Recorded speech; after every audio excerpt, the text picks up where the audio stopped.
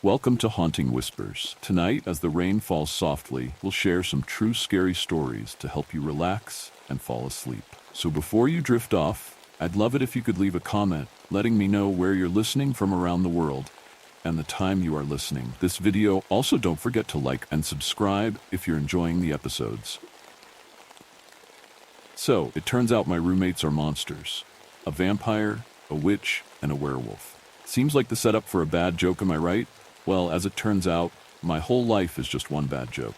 Because as my luck would have it, my roommates Matthew, Sharon, and Damien are literal, honest-to-God monsters. Matthew is a witch, Sharon is a vampire, and her boyfriend Damien is a werewolf. I've been living with these people for literal months, and they chose now to tell me the truth. Okay, let me backtrack and explain to you how I ended up in this situation. A couple months back, I hit a rough patch in my life. It was the off-season at work, so my hours had been cut. I work at a themed cafe. And then my girlfriend cheated on me and kicked me out of the house, essentially leaving me homeless. I was depressed and desperately in need of a new place to live. So I did the stupid thing and browsed roommate wanted ads on Craigslist. Theirs was the first one I clicked on. Bada bing, bada boom. Next thing you know, the four of us were meeting up at a local restaurant to discuss my possible tenancy. They had their reservations about me at first, as did I them. I answered their Craigslist ad for crying out loud. That's got to be suspicious to someone considering the site's historic link to some of the most gruesome true crime cases in this century. Then again, they did put the ad on the site to begin with, so hence the meeting. Well, my first red flag should have been that we met up at night. I guess since it wasn't too late in the evening when we met, around 7 p.m., and was in a fairly public place, I thought nothing of it. After meeting up and getting the pleasantries out of the way, we started introducing ourselves. I told them my tale, mostly trying to earn pity points, so they'd let me crash with them, which I think worked pretty well, considering I ended up moving in. Matthew went next. He was an above-average-looking guy with blonde hair, blue eyes, average height. Pretty normal and unsuspecting looking. I learned he worked as an anesthesiologist assistant and spent his free time either at the library or reading in his room. It was obvious Sharon and Damien were a couple, based on the fact they sat together, were holding hands, and stared at each other with lovey-dovey eyes. They looked like complete opposites to each other. Sharon definitely fit the goth aesthetic with the pasty white skin, long, silky black hair, and the signature red lip. Though she looked young, she carried herself with this wise beyond her years confidence. Damien, on the other hand, was a tall and stocky black man with thick dreads and a goatee. Despite his intimidating physical appearance, he wore a green and white flannel button-up with gray khakis, was very nice, and actually seemed quite timid, giving off mega nerd vibes. Sharon was definitely the dominant one in the relationship. Turns out Sharon worked nights at a gas station not too far from the apartment, and Damien worked from home doing IT work. See, told you, nerd. Or maybe the correct technical term is geek, I don't know. All in all, everyone seemed to be pretty chill. But I should have known something was off with the three of them as soon as we placed our orders. Working in food service, I've learned you can tell a lot about a person by the food they eat. Sharon only ordered a coffee at 7 p.m. Clearly she had some kind of eating disorder or special diet. Little did I know how right I was about that. Matthew skipped right past the appetizers and entrees, immediately ordering a chocolate cake-type dessert. Weird, but not totally eccentric. Damien's order was normal enough. A porterhouse steak, bloody rare. The look that shone in his eyes as soon as it was set down on the table almost unsettled me, though. I ordered buttered noodles and chicken tenders since I'm a picky eater, so I couldn't really say shit, and I didn't. We ate dinner in between polite small talk before we got down to it. They were looking for a serious roommate. Someone who paid rent on time, helped with groceries, all that. Specifically, they wanted someone who could be trusted. Someone who wasn't loud and could keep to themselves. Someone peaceful and unproblematic, something their last roommate apparently hadn't been. I reassured them that would be me, or at least I would try my best to be. They bought it and invited me over for a tour of the apartment the next day. Apartment 413. It was the 13th and largest unit on the 4th floor. It was a 4-bed, 3-bath with about 2,000 square feet. Matthew had the master, and despite being together, Damien and Sharon had their own rooms, but shared a connected bathroom. I would take the empty room, which was the smallest, and have my own bathroom. The communal spaces were the large living room that had floor-to-ceiling stained glass windows and the decently sized kitchen. Rent was $9.75, bills were separate, all due by the 5th of the month. And my commute to work would be easier there. Honestly, it was a pretty sweet deal that I just couldn't pass up.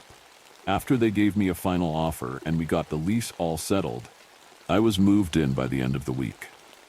Now, you might be asking yourselves, Joey, how did you not realize there was something off about your roommates? Well, to be honest with you, everything was going so well those first couple months, I didn't really notice. Mostly because everyone's hectic schedules prevented all of us from being in the apartment at the same time for an extended period. I work all kinds of crazy hours at the cafe during the day, so I was in and out of the apartment sporadically. Since Sharon worked nights, the most I saw of her was when she came home in the morning and when she left for work at night. Matt was pretty much always at the hospital or the library. Damien stayed in his room all the time, playing video games and doing his IT work. When all of us were home, we pretty much just stayed confined to our personal spaces. Looking back on it, now knowing the truth, there were some signs. Matthew had a full-on garden growing in his room, and so many candles that even candle hoarders would deem that many as too much. He also always seemed to have a homemade remedy at the ready for any injury or problem that could arise. Sharon kept her room dark. The walls were painted black, and most of the accents in her room were either deep shades of red or gray. She has a mini fridge under her desk, but when I saw her room for the first time, it was covered with a dark sheet, but I'm pretty sure there was a padlock keeping it shut. Once a month, for about a week, Damien seemed to get irritated pretty easily. He also stocked up on red meats during that time, leaving the apartment in a perpetual state of smelling like a steakhouse. Then, at the end of that week, Damien and Sharon would leave for a date night, not returning home until late in the evening the next day. So, what led my roommates to reveal their true identities to me? Intervention style, I might add. Well, I think it all started last week when I started developing some symptoms and feeling sick. I let everyone know I wasn't feeling well and would try my best to quarantine myself to my room to prevent the illness from spreading. Matt offered me a special cream, a salve I think he called it, to try to help alleviate my symptoms. I politely refused. About midweek, I noticed that the roommates had become a little more involved than usual. Matt and Damien especially. They would constantly check up on and keep an eye on me as I tried to recover. I thought it was sweet at the time. After a couple of days, I recommended that they get out of the apartment for a bit because I didn't know if the bug I'd caught was contagious. Reluctantly, they agreed, on the condition that I would see a doctor if I still wasn't feeling well when they got back. I agreed to their terms, deeming them as fair. I'm glad they left when they did, because the worst of the flu or whatever I had occurred when they were gone. Nobody should have seen me like that. My days were full of body aches, chills, and strange hallucinations. At some point, though, my fever must have broken, and I instantly started to feel better. My body back on the mend. I was in the middle of preparing a nice soup when my roommates returned home. I was feeling better, but still felt off-kilter, and decided soup was just what the doctor ordered. "Hey guys," I greeted as the three of them came in through the front door. My tunes blasted in the kitchen as I chopped vegetables next to a boiling pot of water that was eagerly waiting to boil my chosen meat. I waved my hand that held the knife at them while wiping some sweat off my forehead with the other. "I'm making soup. You guys want any?" Matt dropped the grocery bag he was carrying as he saw what I was cooking. Damien's jaw practically fell to the floor, and Sharon took a cautious step back. "What the fuck, Joey?" Matt stuttered as he slowly walked through the apartment. He pushed my slightly ajar bathroom door fully open. "What?" I asked defensively. "It's just soup."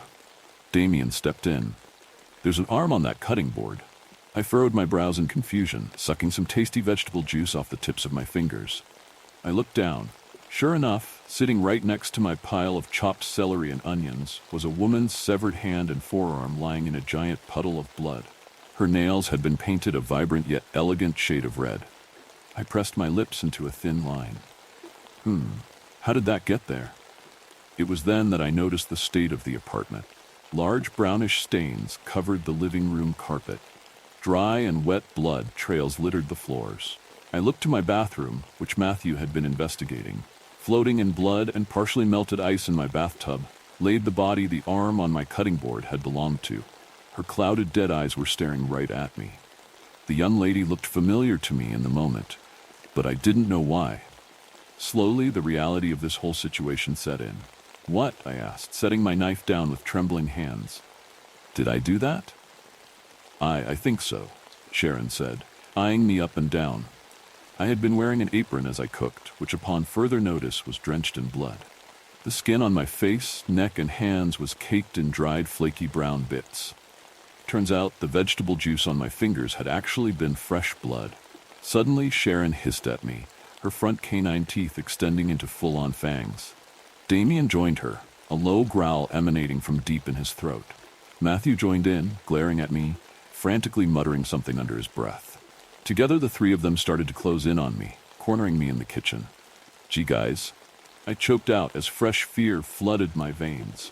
What on earth was going on? Matt started chanting faster and faster, my mind getting foggier as he did so. Static filled my ears as my inky black splotches started to envelop my vision. Then everything went dark. I woke up tied tightly to a chair facing my roommates, sitting across from me on the couch. The way the three of them sat there made it feel like I was on trial, sitting in front of a jury, which, essentially, I was. Matthew was the first one to say something. He introduced himself. I'm Matthew Lawson, Witch. I looked at him, dazed. Matt then prompted Damien to go next. Damien Fisher, werewolf. Sharon went next. I'm Sharon Ramirez, and I'm a vampire. I stared at them, mouth agape. You guys can't be serious, I laughed. Then I remembered what happened in the kitchen, and my expression changed. Oh, we're serious, Damien said, crossing his arms into his chest and sitting back. Dead serious, Sharon added. Matthew leaned forward, resting his fist on his chin, taking a good look at me. I flinched when he stood up, slamming my eyelids shut, thinking that would protect me from another one of his witchy attacks.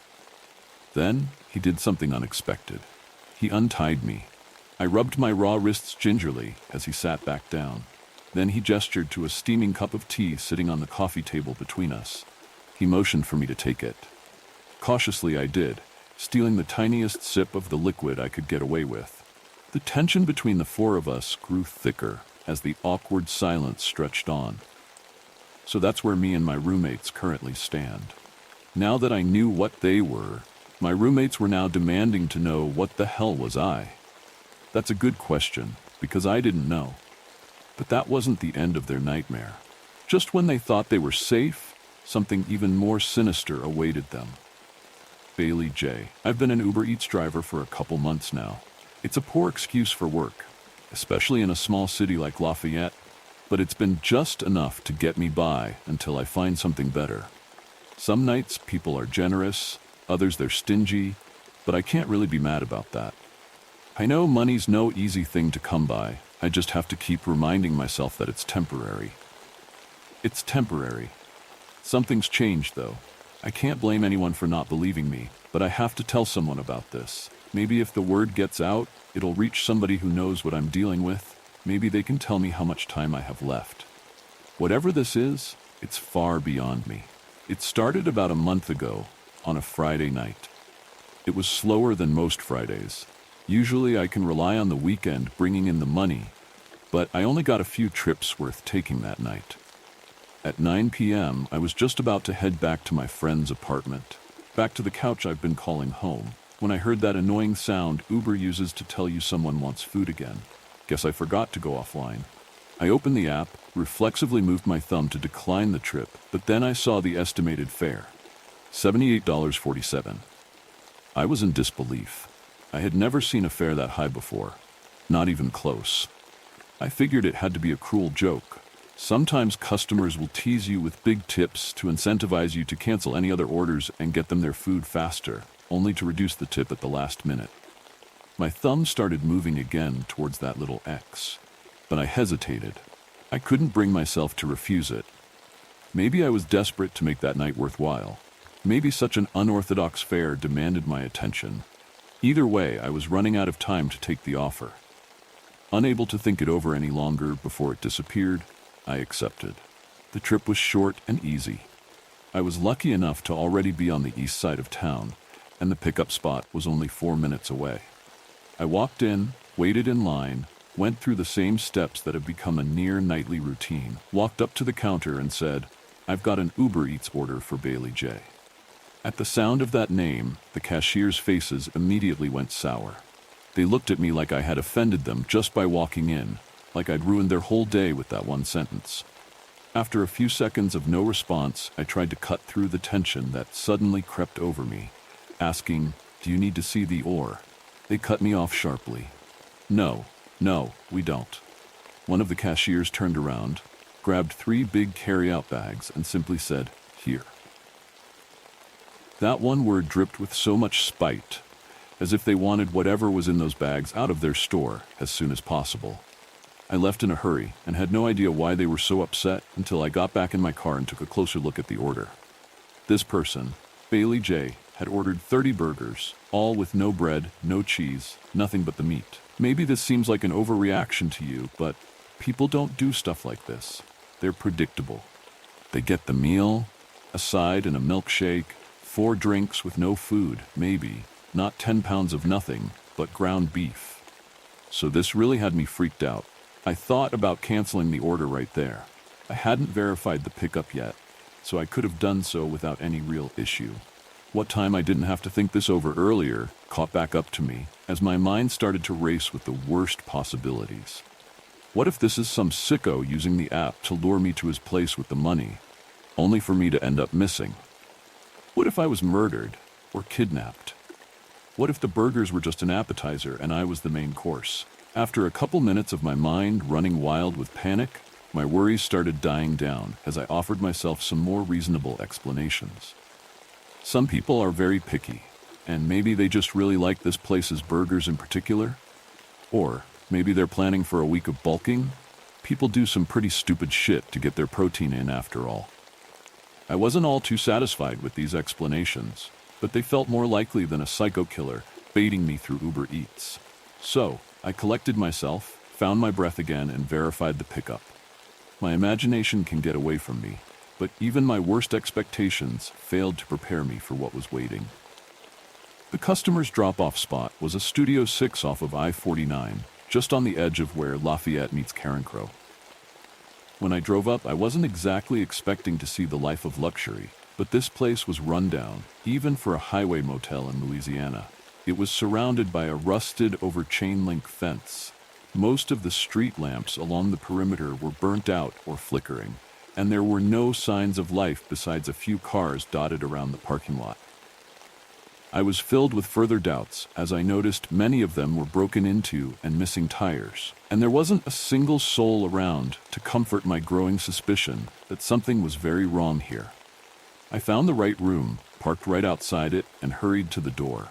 The instructions said, "Meet at door," but I was determined to leave the bag, give a knock, and book it out of there like my life depended on it. In that moment, I certainly felt like it did. I raised my hand to give a knock, but another surprise struck me.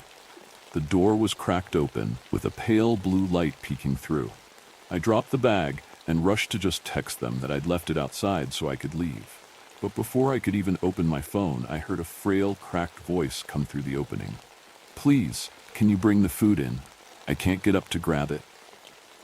The weary sound of these pleading words made me feel something other than terror, something strong enough to overpower how jumpy I had been.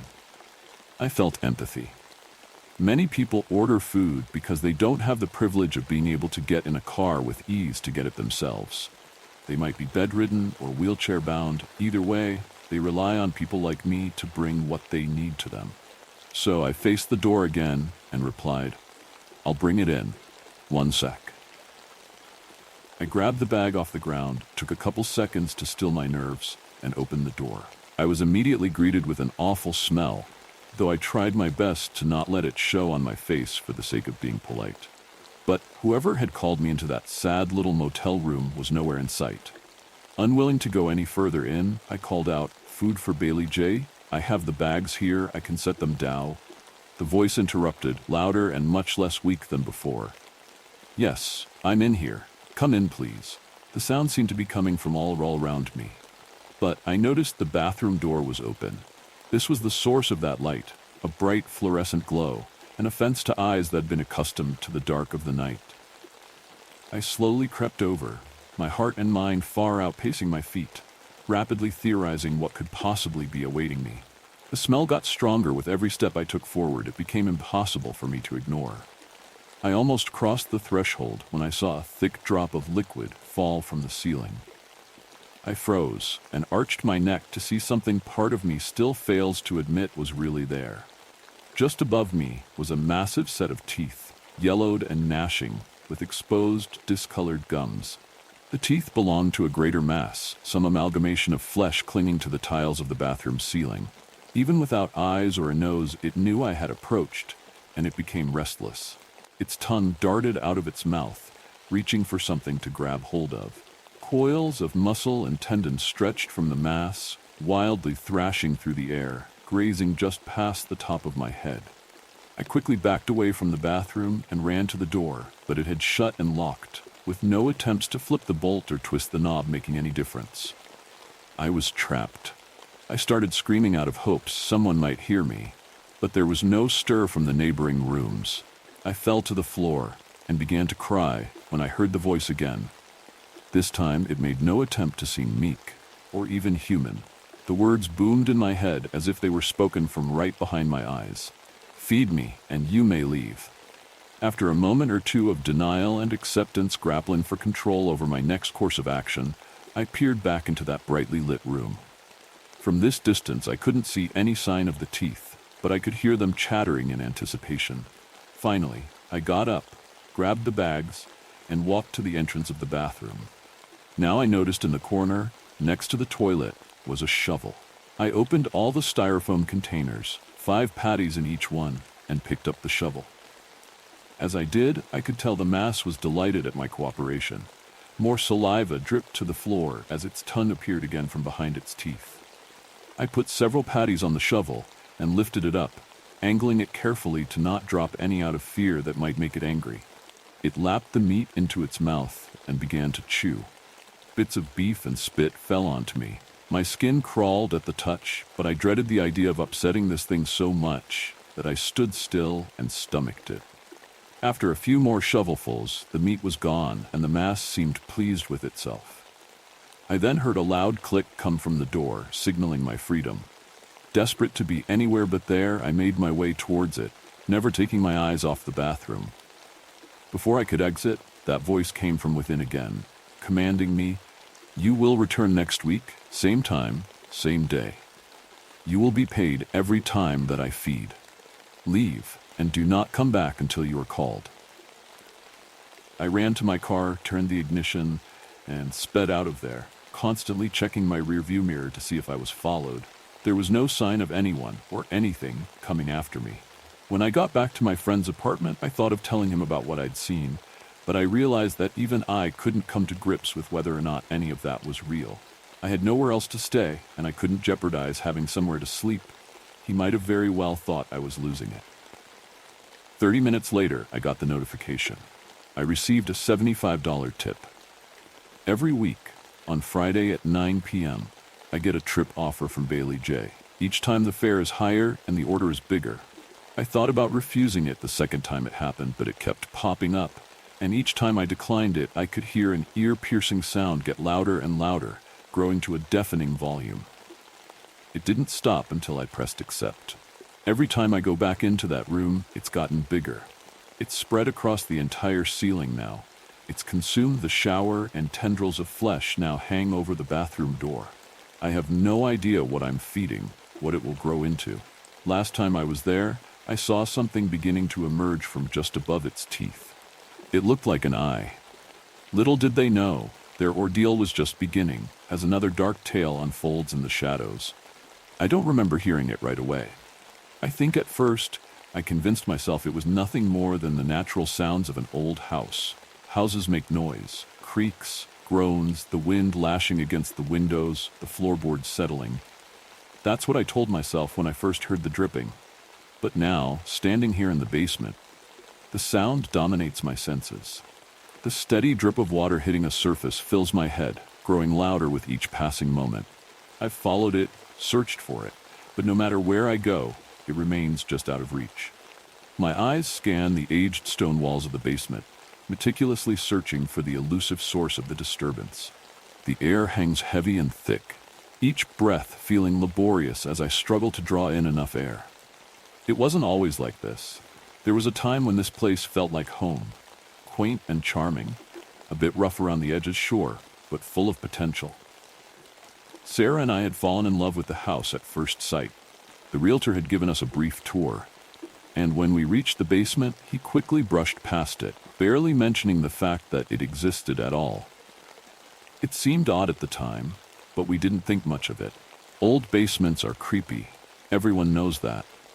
Now I wish we had listened to our instincts. I wish we had never set foot down here. The dripping had started about 2 weeks after we moved in. I remember Sarah complaining about it while we were eating breakfast one morning.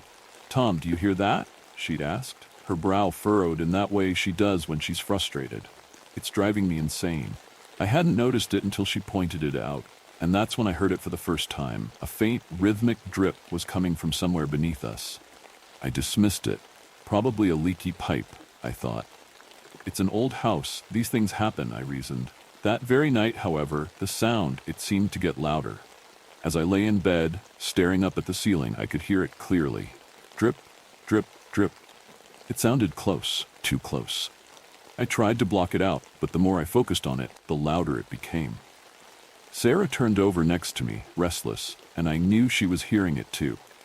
I could sense the tension in air as she was trying her very best to ignore and sleep through it. "Can you check it out tomorrow?" she finally whispered to me, her voice barely audible over the steady drip. "Yeah, I'll look into it," I replied, though I was already dreading the idea of going down into the basement.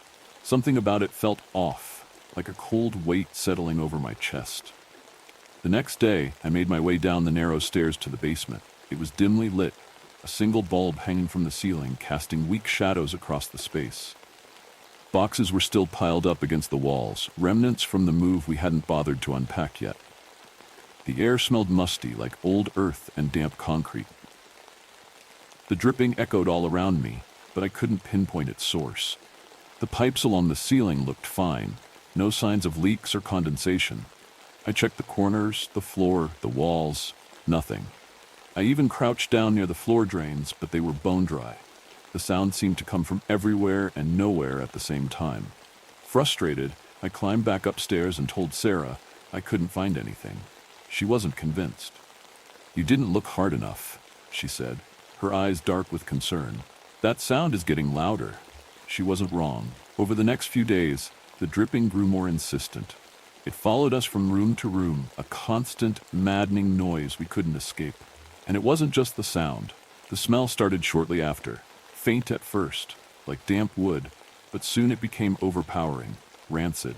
It clung to everything, seeping into the walls, the floors, our clothes. It chased us around like a shadow. I called a plumber, thinking it had to be a hidden leak, maybe a burst pipe we couldn't see. He came, checked the entire house top to bottom, and found nothing. Not a single drop of water out of place. Oddly enough, the dripping ceased the moment he set foot in the house. The rancid smell we had grown accustomed to seemed to vanish in his presence. As we watched him go through every room, running his checks, we could hardly believe our senses. "I don't know what to tell you," he said, scratching his head. "Everything looks fine to me. Are you sure it's not just in your head?" I wish it had been in our heads. That night, the smell grew worse. Sarah was coughing, gagging from the stench, and I wasn't much better. We couldn't sleep, not with that goddamn dripping and the rotten, cloying odor. Desperate, I grabbed a flashlight and headed back down to the basement, determined to find the source. This time, I noticed something I hadn't seen before. In the farthest corner, behind a stack of old furniture the previous owners had left behind, there was something odd, a patch of the wall that looked different. The bricks were older, crumbling, almost as if they didn't belong to the rest of the foundation. The dripping seemed to be coming from that direction. I cleared away the furniture, heart pounding in my chest, and there it was, a sealed well, hidden behind the wall. It was small, barely large enough to fit a person, with a rusted metal cover and bricks haphazardly piled around it, as if someone had tried to seal it off quickly. My stomach turned as the rancid smell hit me full force. I gagged, pulling my shirt over my nose, but I couldn't tear my eyes away. The dripping had stopped. I called Sarah down to see, and her reaction was much like mine, horror and disgust. We debated what to do, but the smell had become unbearable. We needed to open the well, air it out, get rid of whatever was causing the stench. The moment I pried the cover off, a wave of cold air rushed out, thick and stale, like something had been trapped down there for decades. I peered inside, shining the flashlight into the well, but there was no water. It was dry, bone dry. That's when I saw them. Wet, slick handprints on the stone walls, leading up from the bottom of the well. My heart skipped a beat. There were only handprints and nothing else. "What the hell is this?" Sarah whispered, her voice trembling. "I don't know," I replied, stepping back, my legs weak. "We need to seal it back up." We hastily put the cover back on, but the damage was already done. That night, the dripping returned, louder than ever. To make matters worse, it was accompanied by footprints. At first, they were subtle, small, damp marks near the basement stairs, as if someone had walked through water.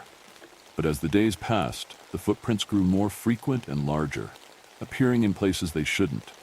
On the walls, the ceiling, and even in our bedroom. They materialized out of nowhere and slowly dissolved on their own, leaving me unsettled. I suggested to Sarah that perhaps it would be best to move into another place, but she shot me down immediately. We had poured all our life savings into buying this property, and abandoning it now felt unthinkable to her. "This is our home, Adam," she insisted, her voice firm. "I'm sure we can get to the bottom of this. Let's just give it a few more days, and I'm certain something will turn up." I wanted to believe her. I wanted to trust that we could fix whatever was wrong with the place, but all I heard was drip, drip, drip. What made me truly paranoid was when I began hearing whispers. It happened during dinner with Sarah. At first, the voices were faint, barely noticeable beneath the sound of the dripping. It was like listening to an echo. But soon they grew louder, more distinct, like voices calling out from the depths of the well. "Adam, please, let me out, please," a raspy voice echoed in my mind. I tried to ignore it at first, convincing myself that stress and exhaustion were playing tricks on my mind. But then I noticed Sarah's face pale as she looked away, unable to deny what we were both hearing. Finally, I put my foot down and told her we were moving out. If it meant spending a few nights in a cheap motel, so be it. But we were leaving first thing in the morning. To my surprise, she didn't protest this time. As I watched her lay on the bed, relief washed over me, and I drifted into a fitful sleep. But when I woke in the middle of the night, I found her missing from the bed. She wasn't in the bathroom either. My heart raced as I passed the kitchen and noticed the basement door standing ajar. I gasped as I slowly descended the stairs and found Sarah standing near the foot of the well. She had already removed the lid and appeared to be in some sort of trance. A full moon from a nearby window illuminated the mouth of the well, casting an eerie glow around its edges. "Sarah?" I whispered, my throat dry as I slowly approached her from behind. She didn't respond. Her eyes were glazed, her face ashen white and staring into the abyss. And then I saw it. A figure, pale and gaunt, slowly lifted its head over the edge of the well, its eyes glinting in the moonlight. The creature's mottled skin stretched taut over its bones, lending it an unsettlingly fragile appearance. Strands of dark, matted hair clung to its scalp, casting eerie shadows across its hollow features. It extended its bony hand at Sarah, with palm outreached, silently beckoning her to respond in kind. I screamed, pulling Sarah back, and we fell to the floor as she collapsed into my arms. She had suddenly broken free from her trance and drew me into a tight hug, looking relieved. But deep down, I knew she had already made contact with the creature. because the dripping suddenly stopped. The whispers fell silent. The house became completely still. There was pin-drop silence all around, and the creature had simply vanished. But Sarah? She never spoke again. As one terror fades, another rises from the darkness, waiting for its moment to strike. There has been stories going around about a missing nun in my neighborhood. People said that in our local church, there is a novice nun that had recently gone missing. Rumors say that she ran away because she wasn't prepared to fully commit herself to the church. Overwhelmed and scared to surrender herself and tell the truth, she decided that it'd be best to run away. No one knows where she is, and her family is under the impression that she is still in the convent, and that her anonymity during this time is all part of the process of becoming a nun. The church has reached out to them via letters and a personal visit by the priest, but still they were in denial of the whereabouts of their daughter. I am an altar server of the church, and I have been for almost 2 years. Every Sunday before and after the Mass, me and a carillonneur are tasked to make our way up the church basement, climb a ladder, and ring the carillons 3 times as loud as we possibly can. This Mass in particular was held at around 4 a.m., so me and my friend Tom made our way up the staircase and up the ladder at 3:36 a.m. We finally settled at the top of the church, overlooking the entire neighborhood. The bell tower was eerily quiet and dark, only having a small flashlight as our source of light and the cold morning breeze howling through our eardrums. We sat for about 10 minutes until we heard creaking from below us. We didn't think much of it at first, as mice were known to run about the basement, lurking in the shadows of the idols that only came out during feasts and church events. 3:50 a.m., we began to feel drowsy, and after a long conversation about how the rest of our week went, we slowly began dozing off, resting our heads on the walls that surrounded the bell. I felt the consciousness leaving my body, and my eyes closing shut altogether. I was so ready to take a short nap after staying up late for the whole night. That is when we heard a loud thud, again coming from the basement. It jolted both of us awake, that the weariness left our bodies.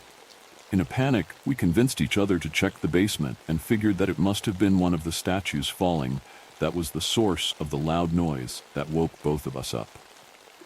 "I guess God doesn't want us to sleep," Tom said, letting out a nervous laugh.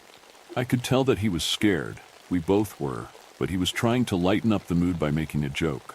"We should probably take a look at the basement. The Feast of St. Matthew is coming up, and we can't have one of the icons broken," I replied. "Well, one of us is going to have to ring the bells. The Mass is starting in 5 minutes. "Fine, then I'll check the basement." Anxious and with a flashlight in hand, I make my way down the ladder that lead to the basement. The place was dusty and dark, and I could hear the ringing of the bells above me. I went to where the icons were kept under white sheets of fabric. I lifted them up one by one, counting them over and over. I knew how many statues there were, and I knew like the back of my hand. "Seems like they're all intact," I said to myself, but I couldn't leave yet. I needed to know where the source of the noise came from, so again, I wandered around the cramped room, pointing my flashlight in every direction. Nothing. I saw nothing. I was just about to go climb back up when I heard someone gasping, like the type you would hear when someone is struggling to breathe and is gasping for air. I turned around quickly and anxiously pointed my flashlight around the dark room. Again, there was nothing. I'm probably just imagining things, I thought to myself. After about 20 minutes, I finally went back up with Tom, who was waiting for me. "So?" he asked. "Nothing," I replied. "Nothing." "Yeah, nothing. I checked and couldn't seem to find anything that could possibly be linked to the noise earlier. It was probably just a mouse or something." It was 4:20 a.m., and the skies aren't as dark as they were earlier. Me and Tom patiently waited for the Mass to end so we could again ring the bells. We spoke about anything and everything, keeping each other busy so that boredom and drowsiness wouldn't get to us once more. And at around 4:45, Tom needed to use the restroom. The nearest one was in the basement, in a very small area, cramped behind the church equipment.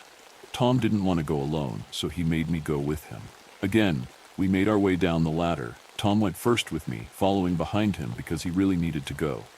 and I was being careful not to step on his hands as we both went down.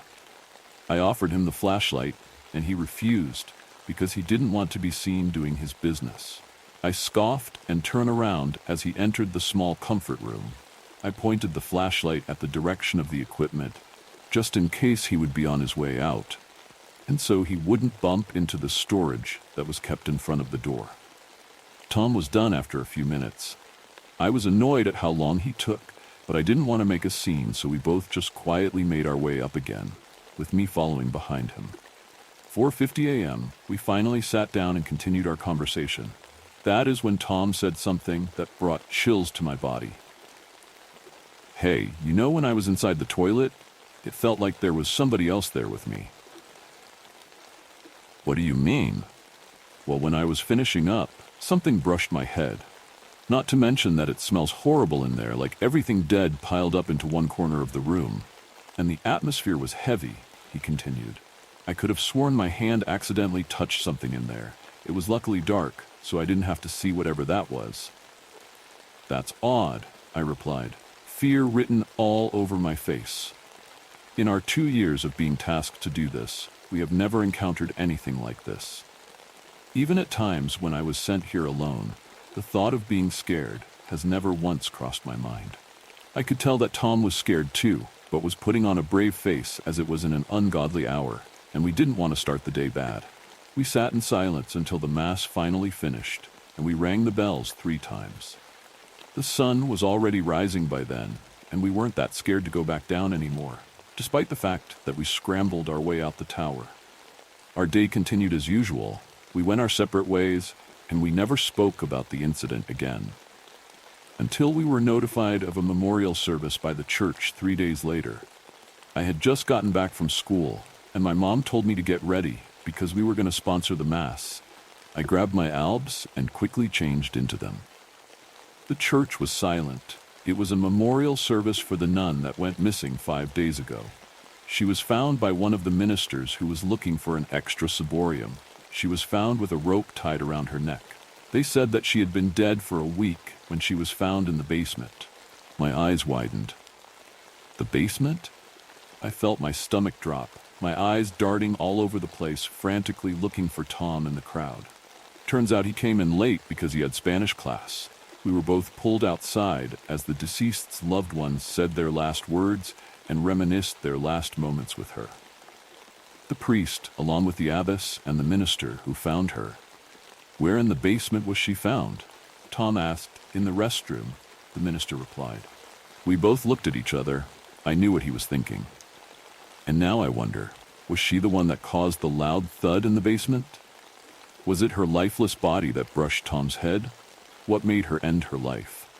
I'm home now. I was traumatized for the rest of the service. Tom went home after we were told the news of where the body was located. It was too much for him to handle, especially when he was the last one to use the restroom. Maybe Tom was right. Maybe he was fortunate enough to not take the flashlight with him that day. Otherwise, things would have gone much, much worse. The night is far from over, and another story of fear is about to begin. I used a traumatic moment to keep me from feeling worse. When trials become overwhelming or even overly gentle, he recalled that moment, not to ruin his joy or rob him of the current experience, but to put himself above what stood before him. That tragic moment steadied him, despite its subtle yet pervasive mental torment. Drawing upon that experience of great suffering to lessen the burden of current trials did prove useful. Yet, relying on that pain to diminish every moment of his existence began to weigh heavily upon him. When it did, he could see her burning. As his imagination took over, the bearded man watched the burning woman laughing mockingly in the corner of the establishment. It was only when a voluptuous lady came out to claim him that the vision ceased. She led the bearded man through a broad room and down a corridor and took off his cloak, handing it to a woman aside holding a lantern. Waving her away, the lady took the man by the hand, ushering him through a chamber of individuals engaged in luscious exploration. A cluster of naked women and men smile as they pushed through groups of people, then passing through a curtain into a quiet room. As the two embrace, they begin peeling off each other's clothes, transitioning into a lengthy session of drawn-out animalistic intimacy. Later exhausted, the woman slid off the man and gently collapsed beside him. She held her gaze on him with a question bubbling. "You were just in high spirits, and now you're blankly staring at ceiling on the brink of tears? Was it so dire or so wondrous?" The man rolled to his side, propping up his head. "It had never not been wondrous. It is that I must guard against too much elation. It is believed that too much physical exertion and emotional solace could sap a warrior's strength and vigor." Following his lead, the woman propped her head up with the opposite arm to directly face him. How would one shift their mood so swiftly? "Certain thoughts can do the trick."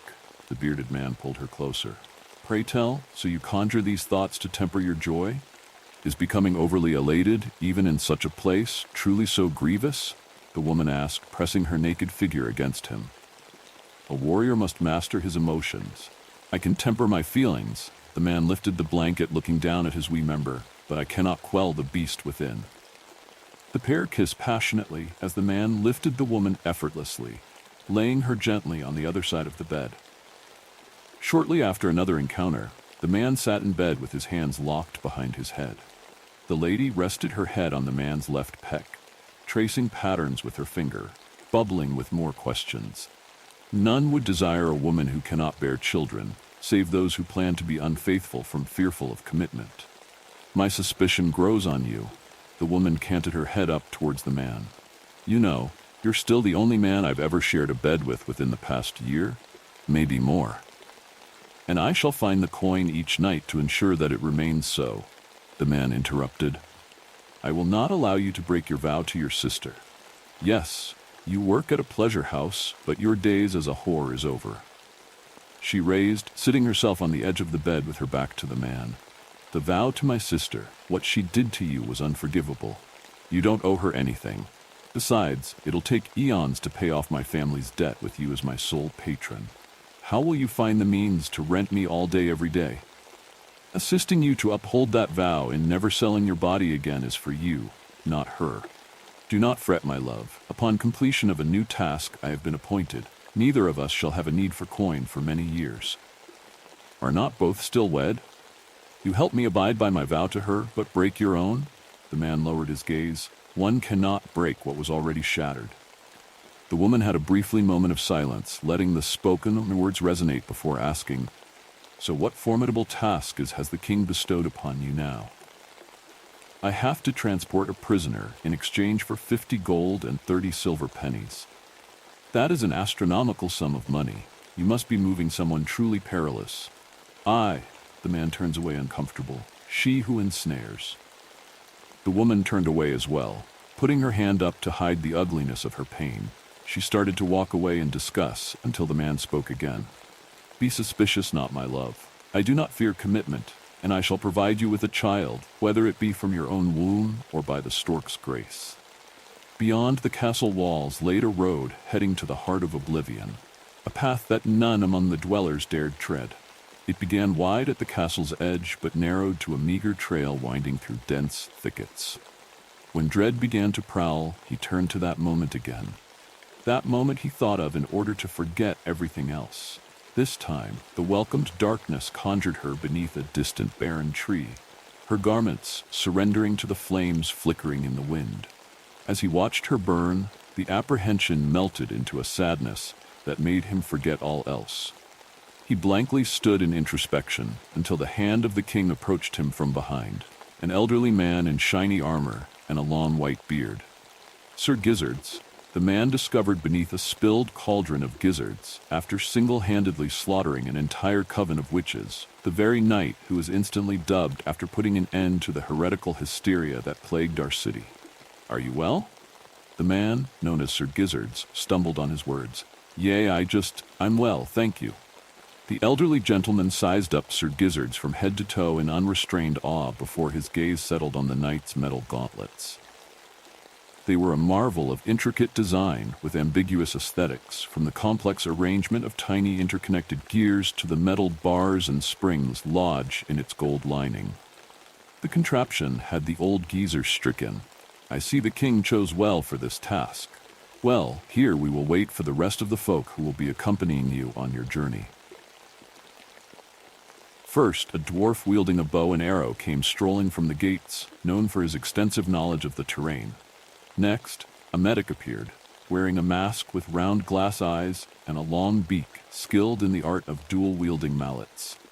Following him was a voluptuous woman of barbarous presence, adorned in animal fur with a long curved blade, presumed to provide additional muscle. Lastly, a shaman, a lanky figure in a ceremonial robe and feathered hat, came to offer his spiritual knowledge and protection from the prisoner at hand. Once everyone was in attendance, the shaman took charge to explain the dangers of the prisoner. Unlike physical assaults, the prisoner targets the victim's mind and soul directly. The effects may range from conjuring illusions to manipulating the victim's actions or even inflicting mental torment. Does everyone have an anchor thought like we individually discussed? Everyone nods before the shaman continued. Good. I wish to be perfectly clear. Do not forget it.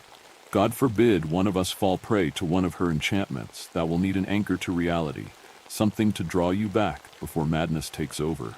I have placed a seal upon the prisoner's cage, so it is unlikely that it shall come to that, but 'tis better to be cautious than regretful. The team of 5 set off on their journey towards the rising sun. The prisoner was shackled and confined in a small cart with a piece of parchment affixed to one of the bars. The page was densely packed with a multitude of words, cramped from edge to edge. The prison cart was drawn by a horse on which the dwarf, due to his stubby legs, had mounted as agreed. The short man would occasionally glance at the towering woman walking beside him, offering furtive winks as the others pretending not to notice. After traveling for miles, the group decided to settle on a green knoll. Placing his finger in his mouth and then raising it to the sky, the dwarf spoke. "We should rest here for night." As he offered his advice, he took one more gander at the Amazonian-like woman as the last sliver of sunlight faded before his eyes. "Let your anchor thought be last thing you think of before going to sleep," the shaman warned, igniting a fire with a piece of flint and steel. Sir Gizzards reclined against a great boulder, his feet crossed nonchalantly. The doctor sat upright, their masks still in place, and the black cloak cascading on the ground. On the other side of the fire sat the shaman resting in apparent slumber, seated in a half-lotus posture. The dwarf laid beside the horse, ensuring he had a clear view of the built woman resting in the grass, the side of her face pressed to the ground and her broad, well-defined rear end lifted toward the sky. All was well and peaceful before the dwarf suddenly woke. He rose with his eyes still closed, shambling towards the cart. He tore off the paper from the bars, waking the prisoner known as She Who Ensnares. The dark silhouette of a striking young woman sat up inside the cage, guiding the group's navigator on top of her into an unspeakable position. "Dwarf," the shaman bellowed, almost staggering into the campfire. The stout man's eyes widened abruptly as though he were emerging from a trance. He canted his head towards the shaman, then lowered his gaze to his own hands, loosening his breeches. Beneath him lay the striking figure that is now an old woman with long white hair, her face dominated by deep sunken eyes. She gazed up at the dwarf with a toothy grin, and her legs splayed open, her knees drawn up to her chest. The dwarf leaped from the cage, just as the door, seemingly of its own accord, slammed shut with an aggressive swing. The shaman hastened to apply another seal on the door, fortifying the entrapment. He then demanded the group to gather around the fire. Everyone, groggy, dazed, and fear-stricken, looked towards the dwarf, expectant of some kind of explanation. He looked back at everyone else with an expression glazed with sweaty confusion. The shaman circled around the group with slow, deliberate steps, his hand clasped behind his back. Besides the short man, did everyone have a nightmare? The group nodded in unison before the shaman went on. "Very well. As you can see, my seals are not infallible, which is why I instructed everyone to remember their anchor thought." He paused, casting a patronizing stare at the short man before continuing his discourse. "Now we shall go around the circle, each stating their name, recounting the nightmare they endured, and sharing their anchor thought, starting with myself." The shaman stopped in place. "I am referred to as Mayan. My entire lineage are shamans, including my father and his ancestors before him. The nightmare I endured was of a demon, whose name is forbidden by the naked tongue. It compelled me to witness the torment of my own kin. Only when my anchor thought, my son, appeared on a steed donning gleaming armor, did my nightmare transform into a dream. Everyone turned towards the doctor. I am called Clara. I hail from a lineage of assassins and sought to break the chain, hence my choice of the hammer over the daggers and thus my pursuit in medicine. My nightmare was being stabbed in the belly. My anchor thought, Clara unveils her cloak, revealing a small baby bump, is her forthcoming birth. The dwarf rose. Alaric is my name. I am the sole dwarf in my family, born with the stigma of a bastard since day one. Being a renowned navigator stemmed from my youth spent in fleeing home so often. To be brief, my nightmare was of falling through endless darkness, with the never-ending sense that I would soon strike the ground. I was caught by my anchor thought, my wife. The moment she grasped me, we lay together in passion, which might explain. His gaze falls in embarrassment. I beg pardon. I sometimes wander in my sleep when troubled by such lustrous dreams. She passed not long ago, but remains ever in my heart, with her ample bosom, round backside, and a form grander than the mightiest men. She was truly a beauty, much like this lady here. Alaric gestured towards the tall woman, and both blushed. Nara is what they call me.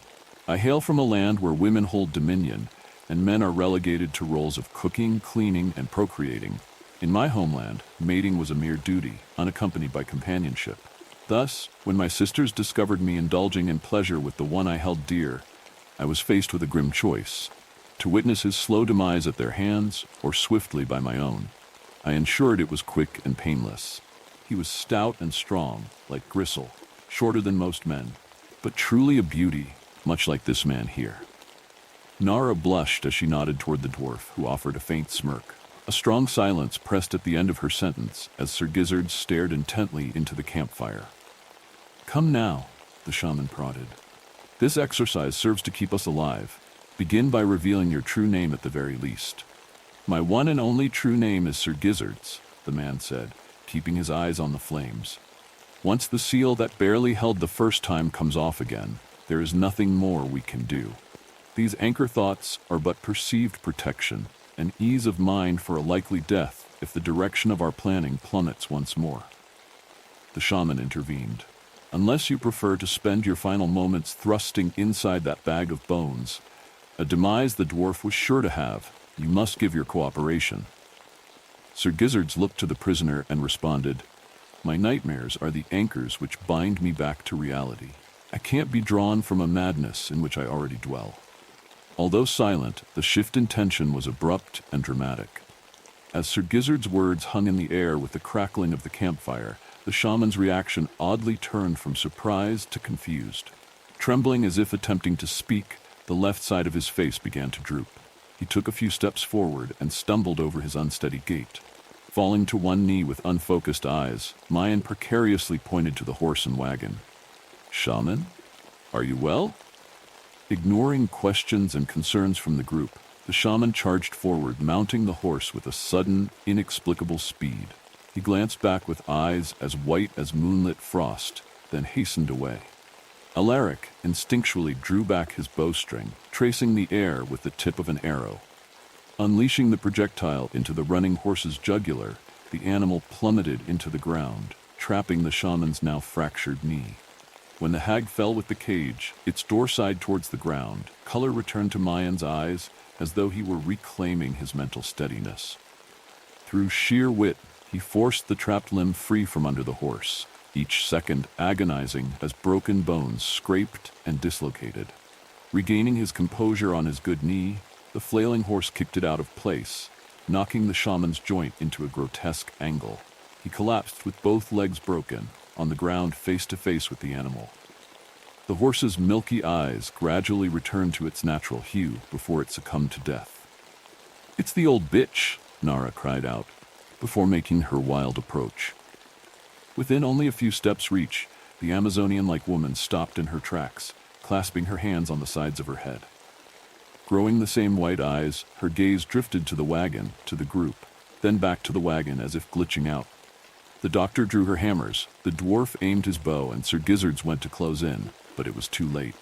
The brolic woman had already set the old hag's confinement right side up, ripping off the seal. "Curse it all! We need the bloody shaman to mend the cursed seal again," the dwarf called out, frantically knocking arrow after arrow in desperate urgency. Free from her prison, with blood gushing from her nose, she who ensnares raised her arms, palms facing down. As her eyes oozed a pus-white sheen, so did the barbarian woman's. Nara, initially hesitant, swatted away each bolt. Obediently, she hurled the empty cage toward the dwarf, but missed deliberately in a silent mental struggle against the witch. The strong woman, now fully under the old hag's control, advanced toward the shaman, as did Sir Gizzards. Clara propelled herself forward with her torso almost parallel to the ground and arms stretched straight back. With incredible speed, she circled around the fierce tall woman, wrapping one arm tightly around her neck and securing the hold, placing her other hand firmly behind the head. Nara gasped, her eyes wide as she struggled, clawing at Clara's arm, constricting her throat. The proud hammer-wielding medic did not let up as she demanded the others to grab the shaman. Sir Gizzards did as commanded, attentively rushing over to the Mayan. A single touch of the shaman sent a wave of dizziness crashing over the warrior. His heartbeat pounded in his ears, drowning out all other sounds. A coldness seeped through his body, and his vision narrowed, darkening at the edges. A heavy, leaden sensation settled over him as he realized he was teetering on the edge of losing consciousness. Suddenly, the overwhelming sense of helplessness and confusion drained into a serene blindness. In a void of forever blankness where nothing else existed but a soft nothingness for as far as he could see, Sir Gizzards stood eye to eye with Mayan. "Where am I?" Sir Gizzards questioned. "I reside within thy mind, just as you within mine. Our souls converse through a shared consciousness." Both men stood unclothed, free of worldly items. "What manner of sorcery is this, shaman?" "Ah, I see. Thornrose Hand is thy name, is it not?" "I do not merely heal physical wounds, warrior. I have served as a psychiatrist to kings, knights, and nobles alike. Tell me, why thy anchor thought and nightmares to be one and the same? Do you not rely upon moments of joy to carry thee through the dark times? Good moments in my life perish as swiftly as a candle's flame. If my nightmare is the only thing that lingers so persistently in my mind, why not harness it to my advantage? It grants me a sorrow that surpasses all other emotions. When I march to war, this sadness outstrips my anxiety. In the face of frustration, I hope for that sadness to prevail instead. Fear, guilt, jealousy, loneliness, they all yield to this profound yet haunting sadness. Yet, it even triumphs your happiness, your peace, and your love. Curing bad with worse is not the path to remedy, Mayan answered, gently placing his hand on the warrior's shoulder. But when I embrace this sadness, all else that I wish would fade, fades. At times, I require that distraction. At times, I cannot afford to be ensnared by such limiting feelings, even those that are blissful. I cannot fall victim to all my emotions. Tears form in Sir Gizzard's eyes. To fall victim to such emotions is the very path to overcoming them. Embrace that happiness, that anger, that anxiety. Allow them to surface without letting them linger. Don't respond or ignore them. Be present in the moment, smile or cry, and let it pass. Or else that moment will be present within you, festering endlessly. What shall you do when faced with a moment more traumatic, more tragic than that which you refuse to speak of? What will become of you then? Will it become a new nightmare, posing as an anchor thought, only to draw more into the swirling pool of your mental decay? Whatever this moment may be, confront it so you can release it and begin to grasp hold of better things. The shaman's eyes and hands began to glow. Now I will leave a piece of myself in you which will protect you from that witch. You must end the life of whosoever has been ensnared by that vile hag, and then complete the mission in haste. Waste not a single moment, for time is on the side of our enemy." Before Thorn could respond, he blinked and found himself sitting where he lost consciousness. Motionless for a brief moment, he felt disoriented as he sought to piece together the fragments of what had just transpired. His brow furrowed in irritation, the calm of his self-reflection giving way to sudden clarity and understanding. The shaman's head rolled back into the warrior's palm, his eyes glazing over with an emptiness. I shall wisely heed thy words. I am most grateful, Mayan. Thorn whispered, gently shutting the shaman's eye closed. He lifted his head and swept a glance across the knoll. Everything remained unchanged, as if the past few minutes had been non-existent. His two female companions were still locked in their previous positions, their bodies entwined in a tangle of sweaty grit. The dwarf continued to sway his bow, searching for a clear shot. Then Warrior's eyes settled upon she who ensnares and realized he was standing directly in her line of sight. With blood leaking from every orifice in her head, she wore a look of knowing that made the warrior feel slightly exposed of what was occurring in his head. In a long, sweaty strain, she flipped her palms face up, curling her raw, peeling fingers. In a bloodthirsty conniption, Nara responded to the witch's command. The barbarous woman viciously yanked the medic off her back, clobbering the expectant mother square in her belly. Clara is then thrown but caught by the dwarf. After seating her, he gently pressed his stubby hand against her abdomen, searching for the baby's heartbeat to no avail. Alaric gently laid Clara's head against his lap, calling her name. Enraged, the warrior gently sat the shaman down and stepped towards the advancing Amazonian. Her curved blade struck the back of Thorn's left gauntlet, causing him to stumble sideways from the impact, with sparks sailing past his head. Seizing the opportunity from the recoil, he swung back but missed. Moving too swiftly to recover, he slammed face first into the barbarian's knee. Regaining his footing, Thorn advanced once more. Nara swung her blade again, the curved edge crashing into both of Thorn's raised gauntlets, sending him reeling further back. He stopped abruptly as Nara stopped her attack and began to vomit, her eyes betraying no hint of enchantment anymore. It wasn't until she who ensnares raised her hands, palms outward, that the warrior's instincts kicked in, allowing him to duck just in time to evade the brutal swing of two hammers from behind. Clara, her eyes now oozing a haunting white sheen, swung until an oncoming projectile erupted through the glass of her mask, striking her right in the eye. "Forgive me, Clara," the short man spat out, along with a few teeth mingled with the blood. Alaric proceeded to shoot towards the witch, who was concealed amongst the dead horse, the arrows tearing through the animal's carcass and the shaman's corpse.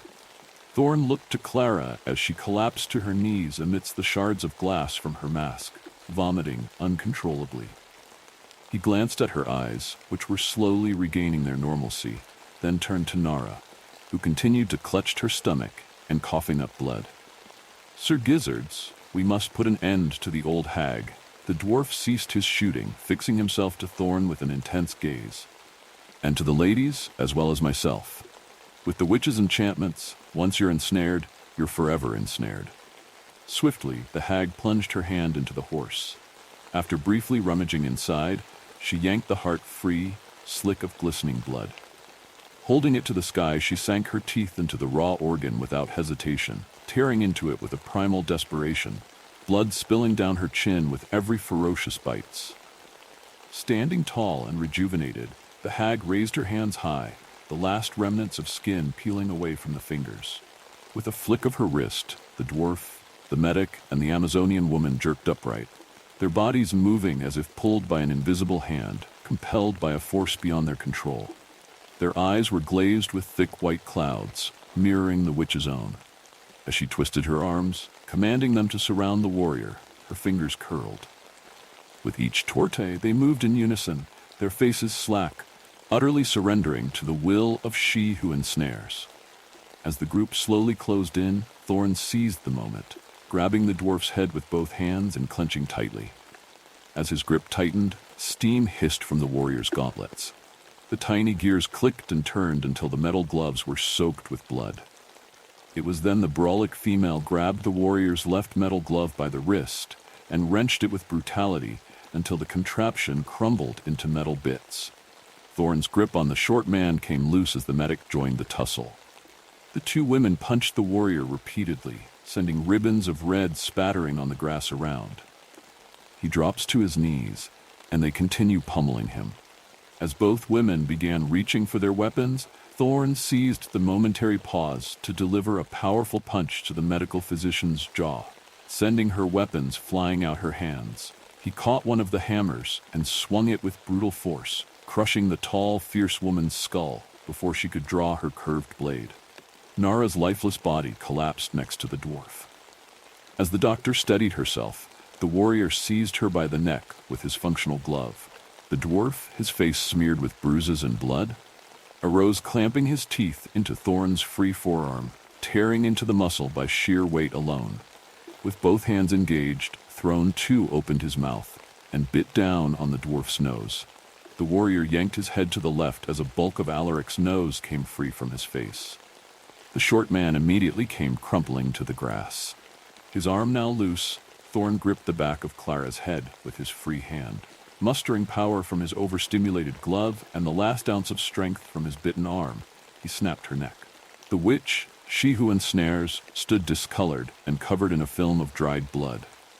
She cackled maniacally as Thorn approached. "I am delighted that you choose to end me, for in my death I shall become the new sorrow you cling to. Let me be the dark memory that shadows your every thought, the new anguish upon which you will fixate endlessly. Nay, I shall confront it boldly and endure the anguish I ought to have felt long ago. I will not react nor ignore that moment, but witness its entirety. I will allow it to pass just as the shaman said." Thorn took the old hag by her prune hands and forced her rotting fingers to his head. Just as before, the pounding heartbeat began anew with the drowning sound, seeping coldness and darkening vision. The overwhelming sense of helplessness and confusion did not give way to a peaceful blankness, but rather to a dull and cruel numbness.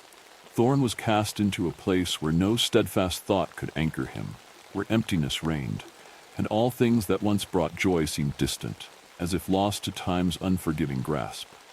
Then he saw her, a distant speck at first. She wore the same nightgown that was tattered and muddy at the edges. As she drew nearer, her features came into focus. A sun-kissed complexion, an almond-shaped face with full lips and a gently curved nose. However, her blank eyes were coated with a familiar, sickly white sheen that sent a shiver down Thorn's spine as she passed, staring unblinkingly. The baby in her arms cooed softly as she gently cradled the small boy. The woman stopped beside a small fire that seemed to have appeared from nowhere, holding the baby over the flames. The warrior instinctively reached out toward them, but recalled the shaman's words and hesitated.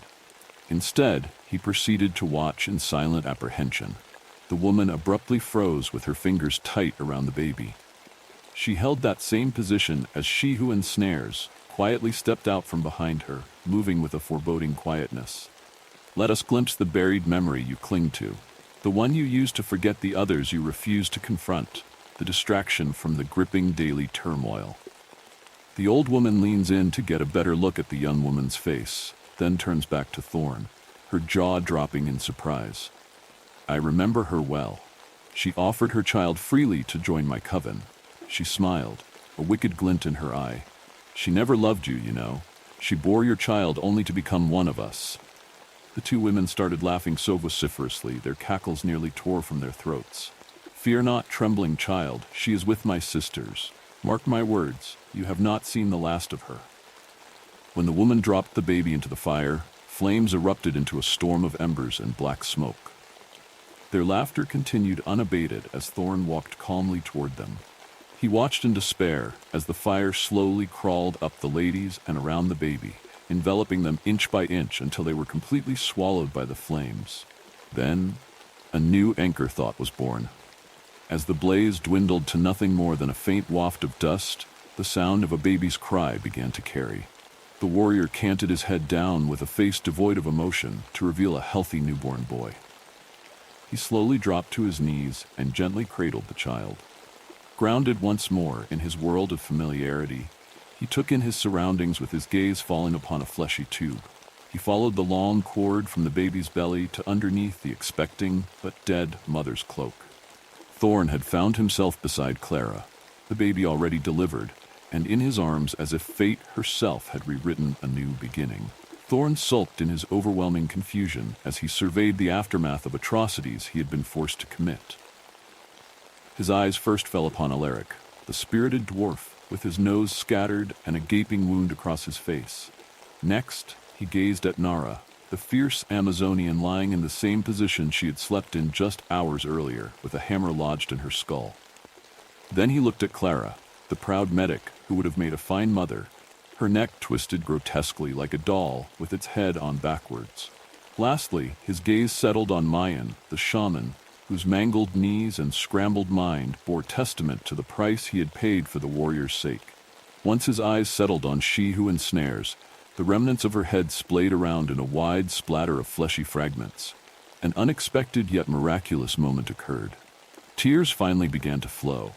As the warrior's sobs turned into desperate heaving, his entire body shook violently, revealing a rawness long overdue.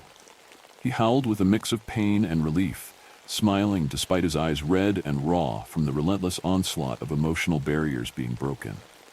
Gasping and laughing between wrenching sobs, each cry more uncontrollable than the last, the warrior Sir Gizzard's thorn rose hand held the child closer.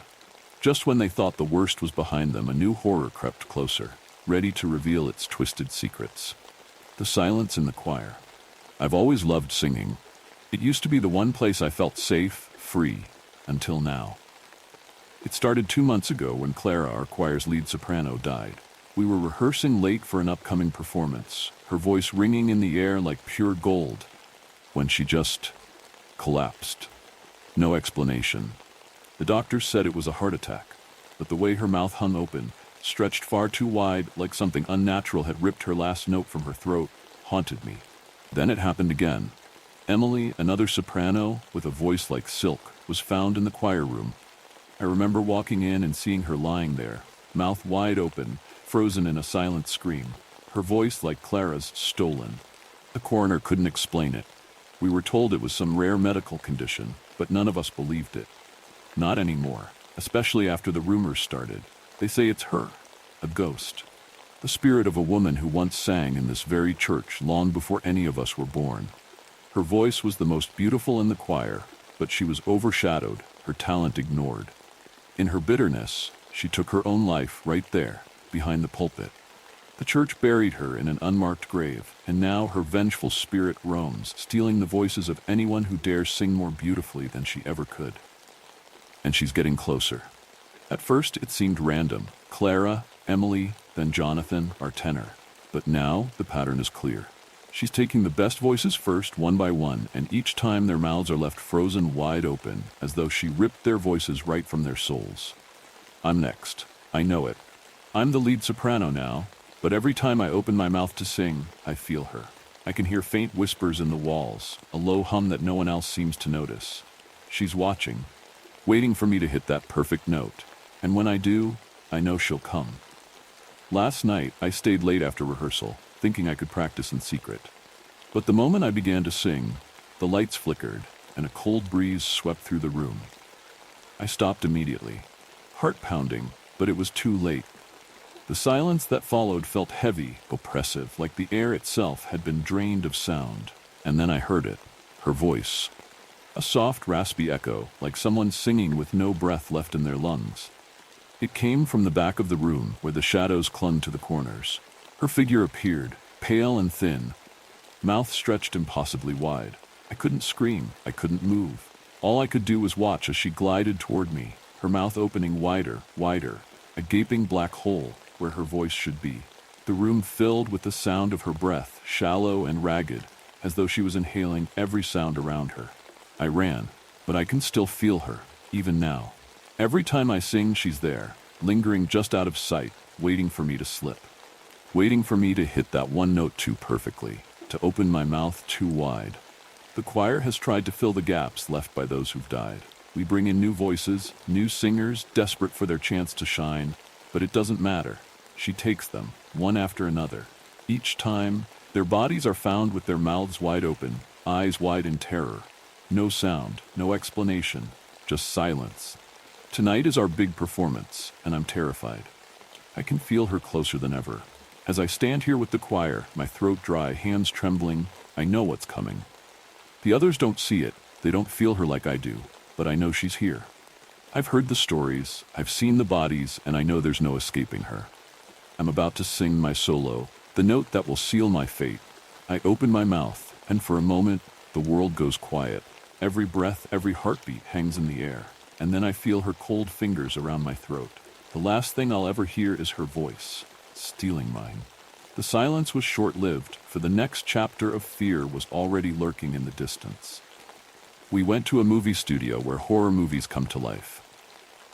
Every October, the Dollhouse Studios lot hosts an annual Halloween event in which the public is granted access to the sets. Each set is turned into a specific haunted house based on their most popular horror movies. My friend Jane, Liam, and I had pre-ordered our tickets ahead of time to avoid the long line. When the weekend finally hit, we drove straight to LA as soon as college classes were over. It was a 2-hour drive, so we took turns driving while the rest had power naps to save energy. Finally, arriving to the studio lot, we paid the parking fee, left the car the closest we could to the studio entrance, and rushed to the main gate. The studio was already packed, crowds both entering and exiting as we approached. We were aware that catching all the haunted houses would be impossible in one night, so we were going to prioritize those based on our favorite movies. Jane picked the first house, Into the Woods. It was in Lot B. Line was decent. Into the Woods was more of a cult film than anything else. The movie, as the title suggests, is set in the woods with a killer in a bear mask and axe. The set was covered in trees and a cabin rest in the middle. Various scare actors in bear masks swung axes at us from a distance. Jane, who hugged her teddy bear dressed as the killer tightly, jumped and screamed in excitement. We had to drag her out the house because she didn't want to leave so soon. Liam chose the next house, Heaven or Hell. A movie about an honest and good-willed man who thought he went to hell but was in heaven all along.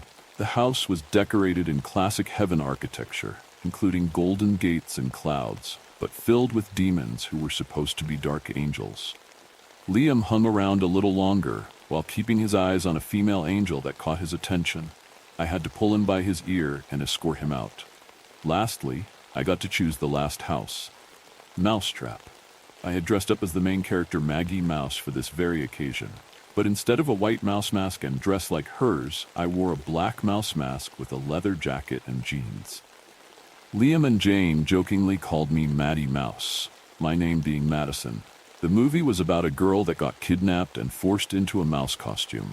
She was held captive in an abandoned lighthouse where she had to escape from a killer in an old cat costume. The lighthouse they built for the film lied at the far end of the studio, by the docks and fake town.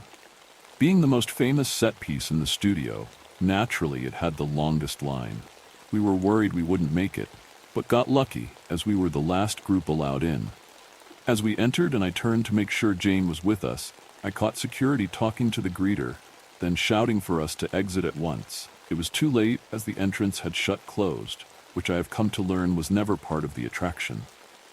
We carried on and walked through the house. Oddly enough, no scare actors ever came out, to which Liam joked, "Must be on their lunch break." With no employees to guide us through the maze of shadows and hallways, we got lost. It wasn't until a few minutes later that we started losing our cool. "Where is everyone? Scared are we, Jane?" "Leave her alone, Liam. Someone should have popped out by now." "Maybe that's the trick of this house. Let you wander, then boo!" Liam screamed right into Jane's ear, causing her to knock down the fake wall beside her. It was dark, very dark. I could only make out the hooks and fake fishes hanging from the ceiling as the little light that illuminated the path reflected on their surfaces. "Sst, over here." A soft voice whispered beyond the black void. "Hello? Liam, shut up." "It's probably just a worker looking to get us out." He proceeded to walk towards the voice. "Liam, wait. Come on, Madison. They're about to close. Let's go." "It's too late now. He heard you." The voice whispered. "He?" Liam turned towards the voice, then back at us. At that exact moment, what I can only describe as a large humanoid black cat leaped out of the shadows and shoved its long claws right through Liam's eyes. Jane screamed at the top of her lungs as I grabbed her, and we both made a break for it. Not knowing where we were going, we just kept running as fast as we could. "Jane, please shut up." But she didn't listen and kept screaming. Tears flooded her face. We finally stopped in a corner and tried hiding under some fake shelves. I took hold of Jane's shoulders and slapped her. "Shut up, Jane, please," I quietly ordered. "Psst, Maggie, over here." The voice sounded a lot closer this time. I looked up to find a bird cage hanging above. It held a fake canary instead of any actual bird. Maggie, it's okay. I'm here to help. At first I thought the voice was coming from the fake canary, probably some hidden radio. It wasn't. It was coming from behind the birdcage in the dark. Silence filled the room for a while. I was too scared to reply. It thought I was Maggie, the character from the movie, probably because of my costume. I was ready to play along if it meant getting out of here. You're not Maggie. Silence again, but somehow even quieter than before. Not the type of silence that is just absent of any noise. The type of silence where you know you're not alone. We waited in fear to see what would happen next, when Liam suddenly came screaming for help. He crawled on all fours as blood poured out of his eye sockets. We rushed to him and helped him up. The giant cat then appeared a few feet away from Liam. It then walked towards us. We desperately dragged Liam away, but the cat began to run. "Maddie!" Jane cried. "I'm sorry." Tears in my eyes, I pushed Liam off of us and snatched Jane's arm. I pulled her away as the cat reached Liam and rammed its long fangs into his neck. Liam gave out one last plead before his entire neck was ripped into shreds. His spine pulled out as the bones got caught in the cat's teeth. Jane slipped free from my grasp as she lost all control of her emotions. "Got you," I heard the voice say before watching as a giant bird winged with sharp claws shot out of the darkness and grabbed Jane, the claws sinking into her chest. I quickly wrapped my arms around her legs and pulled. The wing held onto her tighter as a beak darted out of the dark and pecked away at Jane's scalp. It ripped away pieces of flesh and hair every time it made contact. I was crying and begging the bird to let go. I turned to see the cat pouncing towards me, mouth wide open and claws out. I ducked out of the way and watched as the cat landed on the bird, causing it to let go of Jane. I couldn't see what was happening, but could only imagine as unrecognizable bird screeches and cat growls were heard. No time to process. I grabbed Jane and ran until I found the first door out. Thankfully I did, and we both made it outside safely. We were greeted by a police unit who instantly gave us medical attention. They raided the lighthouse, and after an hour or so, found Liam's corpse. We told our story to the cops. I could tell by their faces that they didn't believe us, but they went along with it. At the hospital, me and Jane talked about that night. How the police found many more corpses belonging to both guests and employees, with wounds similar to those of a lion or other large cats. Jane asked me about the bird in the shadows, and if that thing appeared in the movies alongside Bad Kitty, the name of the giant monster cat. There is no giant bird in the movies. Does that mean the Mousetrap movie wasn't fake? It was real? The actress never showed up in any other movies. People thought she just retired. But why would the studio play that movie in theaters if everything was real? Is it not illegal to have someone die for real in a movie? I don't know. Let's just hope Mousetrap was the only one. But the woods weren't finished with them yet. Another story of dread was about to emerge from the darkness. My landlord lets me pay my rent in socks. Yes, my landlord is a creep. This much is obvious, but that doesn't mean I'm not above using his lustful impulses to my advantage. It's been a few months since my arrangement with him started, and it has been going splendidly. My bank account's been getting chubby, but everything went downhill. Before I get ahead of myself, I should explain how our little agreement came about. I live in an apartment complex with dozens of other residents. The complex's landlord lives just a few doors down from my apartment, so you can imagine how often I walk by every day. Anytime I walked by his apartment windows, Jared, the landlord, would always walk up to the glass and eye me up and down, head to toe, but his eyes always seemed to linger when he got to my shoes. Frankly, it was creepy as hell, and I was growing sick of it. I was honestly ready to move out. But as I was coming home from the gym one day, the apartment doors swung open. In the frame stood Jared, visibly salivating, his eyes clearly fixed on my sneakers. I gripped the little bottle of mace on my keychain, ready to spray his face if he tried anything. He suddenly darted to his pocket. I flinched and pointed the mace in his direction. Luckily for him, I stopped when I heard the sound of Benjamin's crinkling in his hands. "Nah," he announced, showing me the money in his hand while his other palm faced me. He would look at my eyes and then return his gaze to my feet. Slowly bending over, he places $300 bills on the ground between us. stepping back and giving me space as if I was some sort of caged animal. When he was far enough away, he pointed back at my feet. "I'll trade you for those," he said while slurping back his drool. My shoes?" I questioned, confused. "No, your socks." His eyes widened when he spoke the word socks. I felt this overwhelming feeling of disgust wash over me. "You, the fuck?" "No," I responded with sassy conviction. Just as I turned to walk away, he made a counteroffer. "Wait, I'll make it worth your while."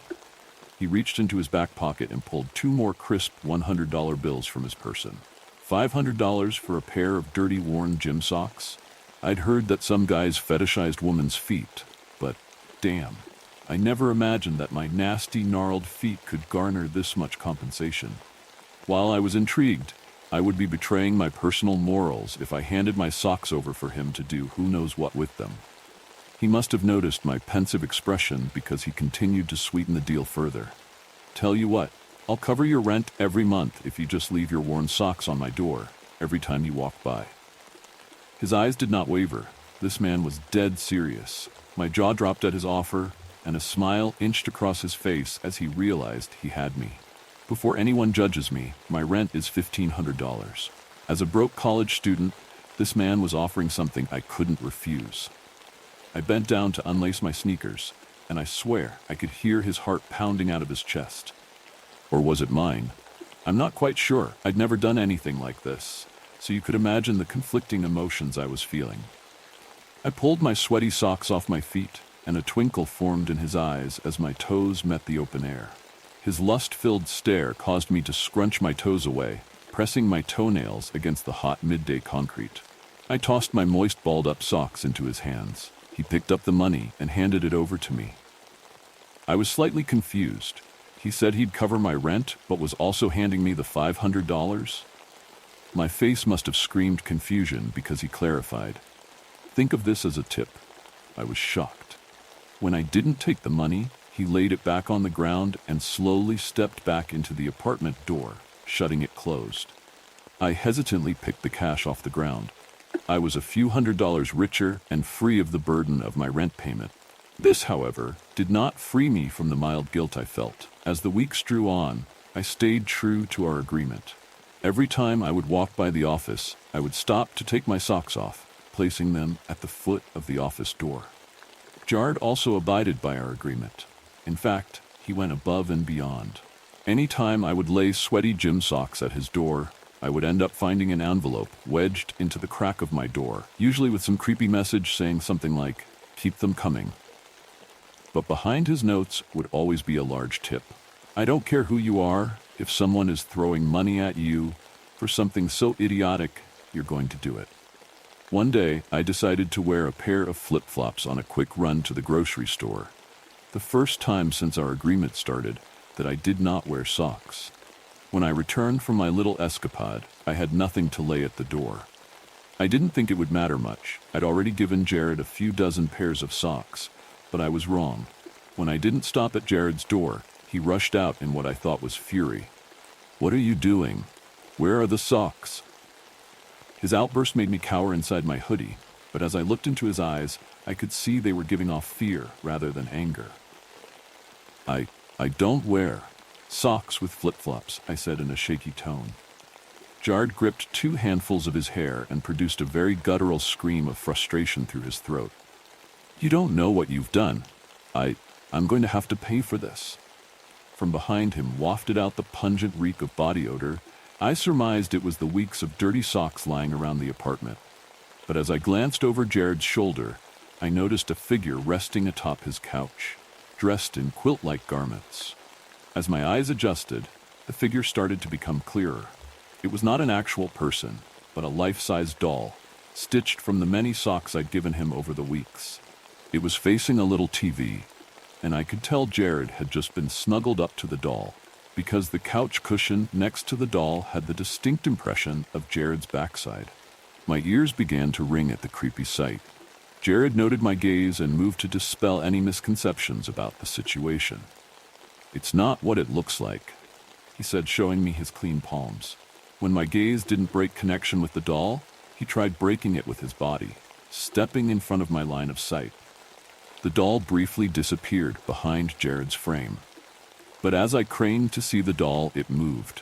The doll's head slowly pivoted away from the TV and looked towards the door. A woman's monotone voice came in the direction of the faceless figure. "Honey, did she bring some more?"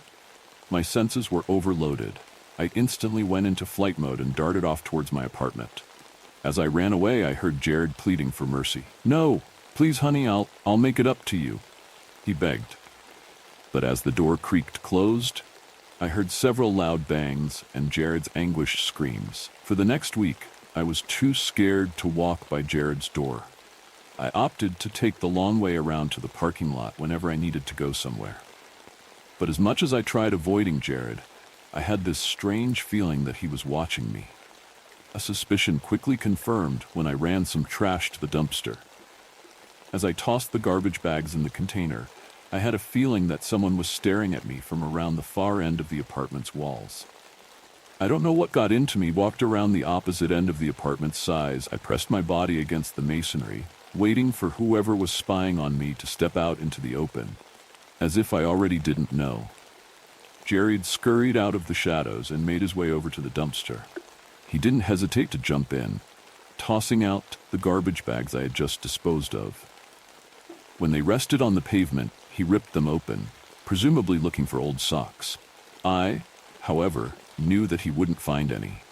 He already had all of my old worn-out socks. I won't be tossing out any old pair for some time. But as Jared pulled out the contents of my bathroom's disposables, I saw his eyes gleam with excitement. He had found my toenail clippings. My skin crawled when he pressed them against his face, caressing them as if they were a godsend. I couldn't hold back my gasp, and he cocked his head in my direction. When his face met mine, I saw his left eye was swollen and bruised. Now I knew what punishment had befallen him when I had no socks to give him a week prior. His eyes widened with surprise, and I made a run for it. "Wait, stop. You don't understand. If I don't get her your socks, she's going to kill us both." I paid no mind to his begging. When I reached my apartment, I slammed the door shut. Jared grunted in frustration from outside my window when he finally caught up. Through the muffled tone of the door, his voice slithered into my place. "If we don't give her what she wants, she'll come for you next. It may already be too late for me. Just give her what she wants." His voice signaled genuine doom. He started walking away, his steps echoing in my head. I've been cowering in my apartment since yesterday. I've packed a bag and was ready to make my escape early this morning. But when I opened the door and looked down the corridor towards Jared's door, a familiar quilted stare met my face. I barricaded myself in my apartment. I am pretty sure Jared is dead, and if I don't give this thing what it wants, I think I'm next. One mystery solved, but another shadow grows, bringing with it a new tale of terror. I found something really weird in my roommate's bedroom. Should I be worried? Part 1. Hey guys, the question's in the title. I could really use some advice on this, and honestly, I don't know who to ask. I tried posting on other subreddits, but everyone said I was just making this all up. I'm hoping someone here will be willing to listen and help me figure out what to do, if anything. To start out, I'll tell you what you need to know about me, and as much as I can about my roommate. My name's Brennan, and I'm a junior in college. I won't say the name, but it's an elite school in the South that I honestly wouldn't have been smart enough to get into without football. I've been here on a sports scholarship for the last 2 years as a kicker for the football team. At the end of the day, I never actually cared that much about football. I thought it was fun, I was good at it, and it got me a free ride at one of the best colleges in my region. Plus, I got unlimited food from any of the school cafeterias, which always felt like a win. Of course, I didn't get the kind of attention a quarterback gets, but it definitely won me some cred on campus, and a few looks from some of the cuter girls in my class. I even made it onto the posters the student government would put up around campus to hype everybody up before a big game, though that was really more embarrassing than anything else. The coaches and players on the team were always asking me if I wanted to play professionally after graduation, and I'll admit, I did let the praise get to my head a bit. I hadn't made up my mind back then what I wanted to do, but at this point, Professional sports are a lost cause anyway. I tore my ACL at the end of last school year. The doctors told me I'd need surgery to get back to playing, not to mention extensive rehab, and I still would never be back to 100%. I thought it over, talked with my parents about it, and ultimately just decided it wasn't worth it. Most of my social interaction was with other guys on the team, and I spent so much time practicing, I didn't have time to join a frat or clubs. I went to parties often as a freshman, but once the hangovers started interfering with my football performance, my parents pretty much forced me to sober up so I wouldn't lose my scholarship. I can't really say they were wrong to do it, but it definitely hurt my social life. I never realized how much people my age were obsessed with drinking until I became the one guy on the team who didn't, and people started acting like I was a total square. Still, I had some friends left that I'd hang with after practice or study for tests together, so it wasn't too bad.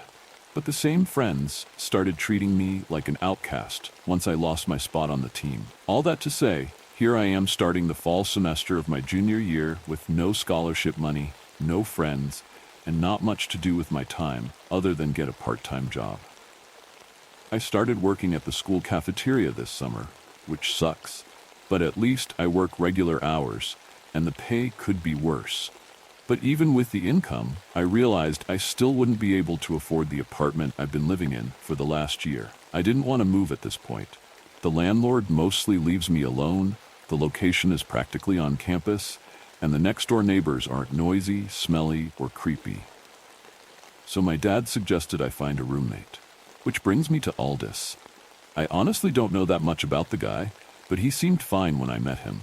The first thing I noticed was how clean and neat his whole outfit was. Even the backpack wasn't grimy like mine.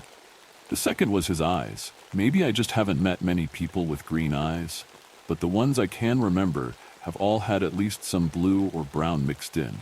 And this guy had eyes that were just straight up green as grass, which is weirder than you think when you're actually seeing it in person. Maybe that's what made me feel like something was just a little bit off about him, though that effect seemed to wear off after a while.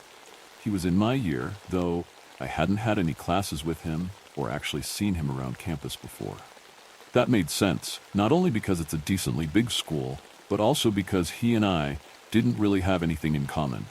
I found out he had been taking classes in chemistry, biology, art history, and anthropology. Meanwhile, I was taking entry-level math and science just to meet graduation requirements and filling up the rest of my schedule with business and econ classes. Plus, whatever electives upperclassmen on Rate My Professor thought were easy and chill. Still, he was clearly clean and smart enough not to trash an apartment, and seemed like the quiet type. I was sure he wouldn't be one to have crazy parties late at night or invite strangers into our space when I was trying to get work done. Maybe his smarts would even rub off on me. Apparently we were signed up for the same psychology class that upcoming fall, so I hoped I could at least ask him for help if it turned out to be tougher than I thought. So since I decided he wasn't going to be a total freak or annoying as a roommate, I moved all the workout equipment I used to use and started subletting the room to Aldous. Yes, I know that's not legal, but my landlord is kind of a pain in the ass and probably wouldn't have let him move in until fall, and I needed the extra money as soon as possible. He agreed to pay half the rent and half the utilities, and promised he'd be sure not to inconvenience me as a roommate. That at least turned out to be true. He was pretty much the ideal person to room with. He was always polite and drama-free, always paid me his half of rent a few days in advance, kept the kitchen clean, even washing my dishes sometimes if I put it off more than 30 minutes or so, never used up all the limited hot water in the shower, and even rearranged a few things in the living room that made it way more neat and organized. Even though it was summer, he spent a lot of time at the campus library or working in his room, so he never bothered me, but also didn't complain when I played music or watched TV in the main area while he was working. The few times I asked him to hang out, he politely told me he didn't have time but appreciated the offer. Sure, he wasn't the most outgoing, maybe a little too formal if you ask me, but he made up for it, especially when he'd make a bit too much. Food at dinner, and let me help myself to a free meal. He never cooked anything too fancy, but it was fresh and a hell of a lot better than the cup noodles and frozen meals I usually eat while the main dining hall is closed on the weekend. Man, I miss the athletic center cafeteria now that I don't have access anymore. Overall, I pretty quickly got used to having Aldous around, and I felt like I'd struck gold finding this guy. He himself seemed happy with the arrangement too, and I figured once school started I'd be even more glad to have the extra help with chores, so I didn't expect any problems this fall. Then things started getting weird. Aldous had told me before the semester started that he'd been planning to start a research project, which would take up most of his time after class in the evenings. Apparently, it was for a course called Science in Medieval Literature, whatever that meant. When I asked, he told me the names of the other classes in his schedule, and they all seemed kinda obscure, except for the developmental psychology class we were both signed up for. There was one called Mind-Body Medicine, some high-level biology or chemistry lab, and ancient Latin philosophy or something like that. I can't remember the rest. He said he was triple majoring, so I guess he really had to pack a lot into his schedule this year. What he was going to do with all that random knowledge is beyond me, but he told me he was still deciding what to do after college, and he'd probably end up in grad school. That sounded about right. This guy seemed to be into school more than anyone else I've ever met. Even his name and appearance were nerdy. He wears round glasses, collared shirts, sometimes with sweaters on top, with long jackets and ironed pants. His hair is probably a little less than shoulder length. I've never actually seen it down. And he wears it pulled back in a short ponytail most of the time. He always goes out in these dark academia style outfits that are all over TikTok these days. I'll admit, he must pull it off well, at least based on the smitten looks I've seen him get from girls on the few times we've walked back from class together. I'd be lying if I said I wasn't a little jealous. Not that any amount of attention would be worth it to me to walk across campus in that kind of getup, but still. Sorry, I know it seems like a lot of random information at this point, but I'm trying to tell you everything I know about Aldous because I have no clue what could turn out to be relevant. Anyway, when class started up, everything was normal for the first week or two. Usually he'd stop by the library on the way home, but 3 days a week we had our psych class together last period, and like I said, he walked home with me a few times. He'd always talk to me if I started a conversation, and he does have a weird kind of charisma when he talks. Maybe a little too smooth? Everything is starting to seem suspicious now, and he always seemed interested in whatever I was saying, so it was enjoyable enough. But once we got home, he'd get all serious and say he had to get to work immediately.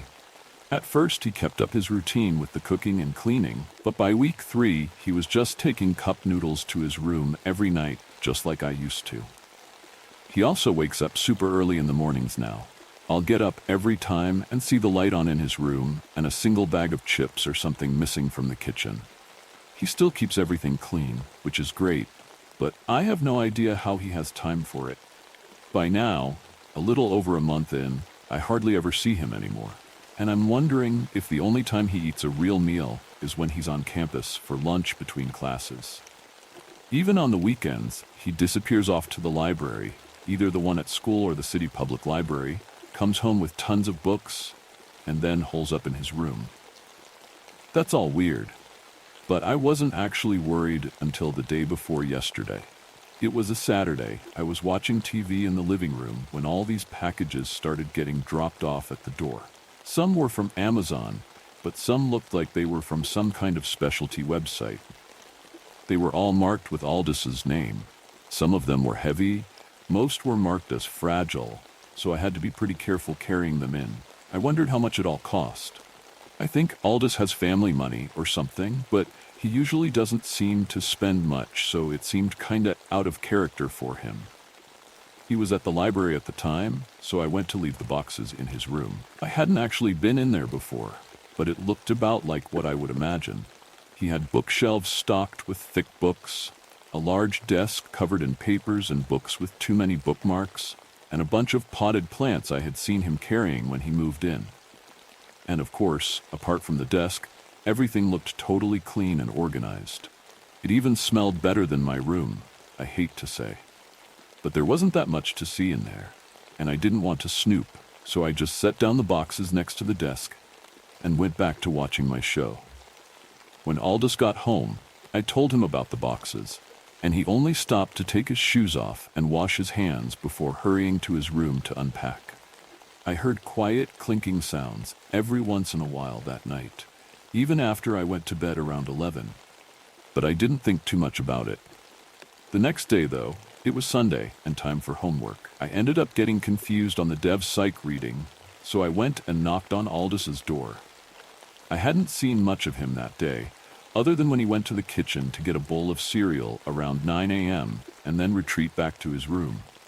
It was 6 p.m. now, so I hoped he'd be done with whatever he was working on, or at least could take a break long enough to help me out.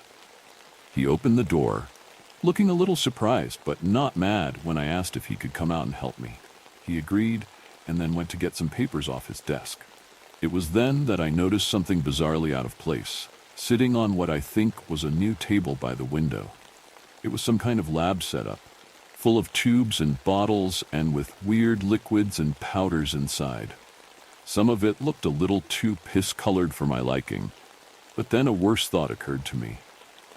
Dude, what the hell is that? I demanded as Aldous turned back towards me. You better not be cooking meth or something in here. My landlord and my parents would kill me if I had let a drug dealer live illegally in my apartment for 2 months. Aldous gave me a confused look, his head tilted to one side slightly. Does this look like a meth lab to you? I thought back to watching Breaking Bad in high school and remembered how big the lab setups were. And I didn't see any barrels full of chemicals around here either. But then again, it's not like I had any real-life experience. Either way, you can't be doing chemistry in here, I said, irritated. You're going to make the whole apartment stink or burn the place down. Aldous stared at me for a moment, his odd green eyes giving me a weird feeling as they met mine. He seemed like he was trying to decide on something for a second. Then he said, "It's not for chemistry." Now that I was sure was bullshit, I had to take an intro chemistry lab class my first year here, and I know what the equipment looks like. I told him that. "This isn't for chemistry," he repeated, not breaking his uncanny stare. "It's for alchemy." "What is that supposed to mean?" I asked. I'd heard the word before, and I knew it had something to do with making stuff into other stuff. But then as far as I know, that's also what chemistry is, so I wasn't sure it was any better. "I won't be using a burner or heat source," Aldous continued. "There won't be any danger, I assure you, and it won't create any smells. I promise," he added, apparently noticing my narrowed eyes. "It's perfectly safe and perfectly legal. It won't cause any problems for you at all." I still thought the whole thing was weird as hell, but for whatever reason, I actually believed he was being honest. "Fine," I said, "but if you jack up my apartment, I swear I'll make you pay for all of the repairs and then some." "That won't be a problem," he assured me. "Now, what was it you wanted to ask me about the assigned reading?" By that point, I had totally forgotten about the homework. I started to tell him about the passage in question when I suddenly saw something on a paper on his desk. It was some kind of strange symbol, like one of those astrology signs, but way more complicated. I felt weirdly compelled to go look at it more closely. But when I got to the desk and the symbol was in full view, I started to feel sick. I couldn't make myself look away from it, but the longer I stared, the more my stomach turned. I began to feel stressed, on the verge of sweating, like I was having a premonition that something bad was about to happen. Aldous must have noticed something wrong because he grabbed my shoulder. "Are you all right? What's the matter?"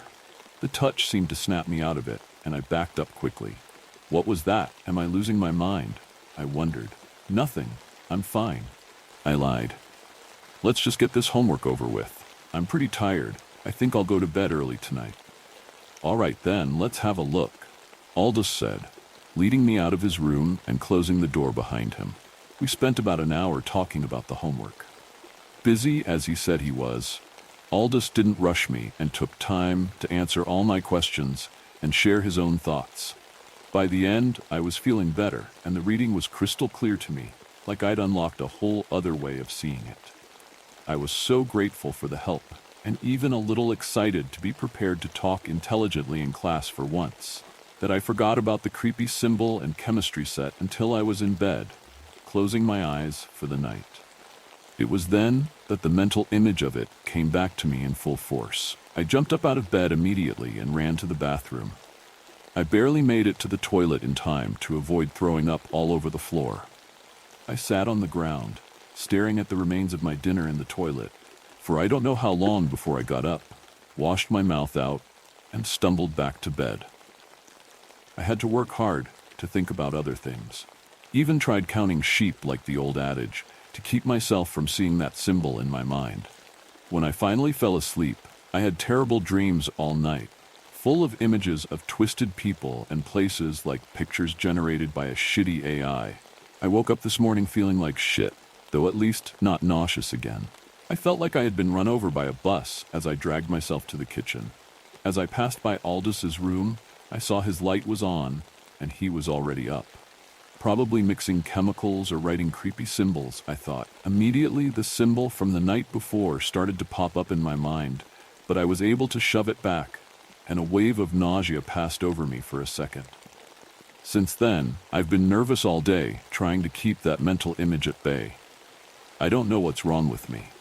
I've had stomach colds, even food poisoning before, but this feels totally different. I don't have a fever or anything. I wasn't even feeling sick at all until I saw that freaky symbol in Aldous' room. Am I going crazy? Is something like that even possible? Plus, on top of that, several times today, I was hit with a strong feeling someone was watching me. It even happened once while I was alone in the bathroom washing my hands, and was sure there was no way anyone could see me. It really added to my anxiety about the whole situation. I'm at a loss for what to do now. I don't think going to the doctor is going to help, especially if it's all just in my head. But, for some reason, I just feel like it isn't. I don't know how else to explain it, but it feels like there is something really bad going on here, and this is only the beginning of it.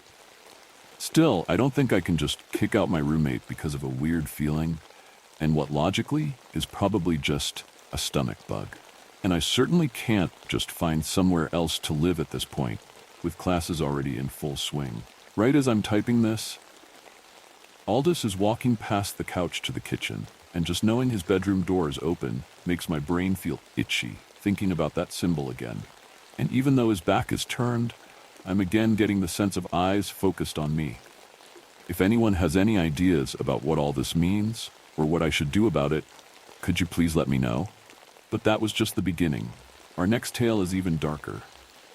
What I saw on Halloween in 1998 still haunts me. I still remember that Halloween night like it was yesterday, even though it was the fall of 1998. I was 13, still young enough to trick or treat, but old enough to know it would probably be my last year. You know that awkward age where you're not a kid anymore, but not quite ready to let go of the things you love? Yeah, I was right there. My best friends, Josh and Ethan, and I had made plans weeks in advance. It wasn't just about the candy. Halloween in our town was a huge deal. Streets would be packed with children, and parents partied while kids ruled the night, running through lawns with half-assed costumes causing mischief. The houses were decorated to the max, with fake spider webs stretching across porches, jack-o'-lanterns flickering orange on every step, and skeletons hanging from trees. And the air, it had that crisp bite, just cold enough to see your breath when you exhaled, but not so cold you needed more than a sweatshirt. You could smell the damp earth, fallen leaves, the chocolate, and a little something else. That scent of plastic from store-bought costumes. Man, it was perfect. The three of us had met up at Josh's house as soon as dusk started to creep in. His parents were hosting one of those Halloween parties for grown-ups, the kind where they hand out apple cider to the kids and spiked cider for themselves. We had on our last-minute costumes, nothing fancy. Ethan had thrown on a scream mask, Josh was a zombie, and I was wearing a cheap Batman cape with a black hoodie. We hit the houses on our street first, just to get things going. The wind rustled the orange and yellow leaves at our feet as we walked, and you could hear them tumble along the pavement. The sun had just about disappeared, leaving behind this deep purple hue in the sky, the last light of day slowly fading away. Porch lights flicked on, and soon we were moving through the first wave of trick-or-treaters. Those little kids with their parents holding pillowcases already stuffed with candy. The sounds of giggling, the wind blowing through the trees, the occasional shriek from someone who got spooked by a fake ghoul on someone's lawn. It felt like Halloween in its purest form. After a few blocks, we made our way to Franklin Street. Now, Franklin wasn't like the other streets. It had the biggest houses, old Victorians that had been there for over a century. They always went all out for Halloween, each house trying to one-up the other, with elaborate decorations and bowls filled with full-sized candy bars. All of the houses on Franklin Street looked like they came straight out of a Halloween movie. All except one, the Mallow House. Everyone in town knew about the Mallow place. It was creepy all year round, not just Halloween. The house had been built sometime in the 1800s, 3 stories tall, with an overgrown yard that looked like it hadn't been mowed since before I was born. The owners, Mr. and Mrs. Mallow, were an older couple who never came outside. I think I saw Mr. Mallow once or twice picking up mail, but he was always gone before I could say hello. As we got closer to Franklin, Josh nudged me. "Give you a handful of candy if you knock on the door at the Mallow place this year." I laughed it off. Psych. And then what? Get murdered? But deep down, I was feeling that familiar pull. The dare, the challenge. It wasn't Halloween without doing something a little stupid, right? We made our way down Franklin Street, along with all the other trick-or-treaters. There was a constant buzz of chatter and laughter as we joined the crowd moving slowly down the sidewalk. The Mallow House loomed ahead of us as we made our way closer to it, sitting completely dark. The gate at the front of the yard was open. The path leading up to the front porch covered in a layer of wet leaves. As usual, there were no decorations, no fake cobwebs, no plastic tombstones, no pumpkins. But it didn't need scary decorations. The house was scary enough on its own. I didn't even have to say it aloud. We all knew it was next. Josh and Ethan started slowing down as we got closer, and I could feel the shift in the air. The excited banter between us had faded to an awkward silence. It was that kind of house that no one really talked about, but everyone knew to just stay away. You always passed by a little quicker, maybe glanced at it out of the corner of your eye, but you never lingered. It wasn't because it was haunted. There were no ghost stories. It was just creepy. People whispered about the Mallows, mostly rumors. Mr. Mallow was some kind of veteran, though no one was sure, and Mrs. Mallow was even more of a mystery. Some said she had dementia and was shut up in one of the upstairs rooms. Others swore she was dead. Either way, no one had seen her in years. "I'm not going up there. They're freaking weirdos," Ethan said. He tried to sound casual, but I could hear the edge in his voice. Josh kicked at the sidewalk, trying to act like he wasn't bothered.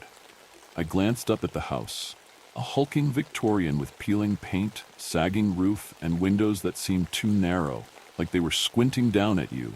Every year that house stood there, untouched by Halloween spirit. No pumpkins, no lights, nothing. Josh, of course, wasn't going to let it go.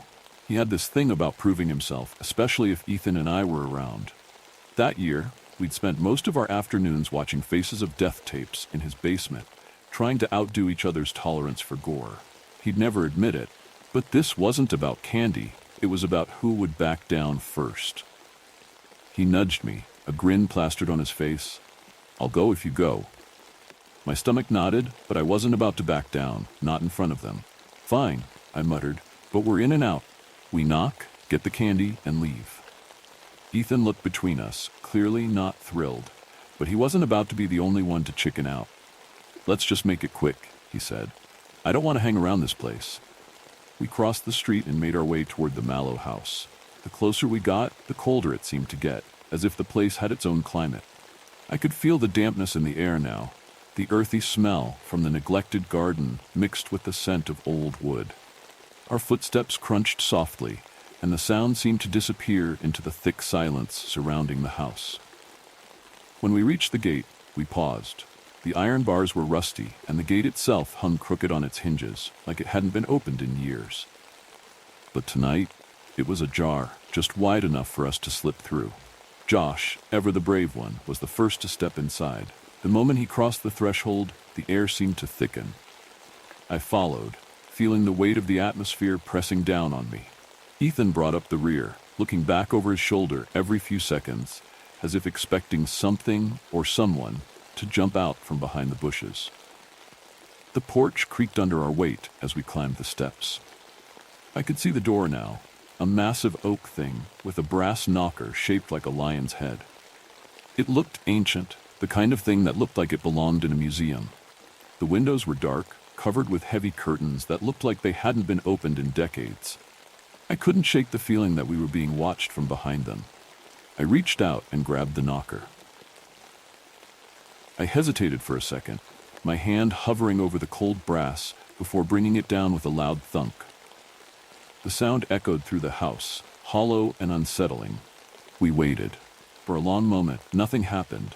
The wind picked up, rustling the leaves in the yard, but inside the house there was only silence.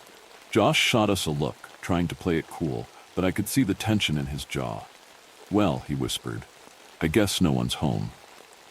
Ethan turned to leave. "Sorry guys, nope, peace out." But before he could leave, we heard it, the faint creak of floorboards, like someone shifting their weight inside. We froze. Another creak, closer this time. Then the soft click of the lock being turned. The door opened slowly, inch by inch, until it revealed a narrow gap. No light came from inside, just darkness so thick it felt like it could swallow us whole. And then a voice. Low, raspy. "Come in." I glanced at Josh, expecting him to make some stupid joke and bolt, but his face had gone pale. Ethan took a step back, muttering under his breath. "Hell no, man, no way." But before any of us could move, the door opened wider. Standing there in the doorway was Mr. Mallow. He looked even older than I expected, more skeletal. His skin was waxy, stretched tight over his bones, and his eyes, you couldn't see them. They looked hollow, empty, shadows casted around them like two black holes.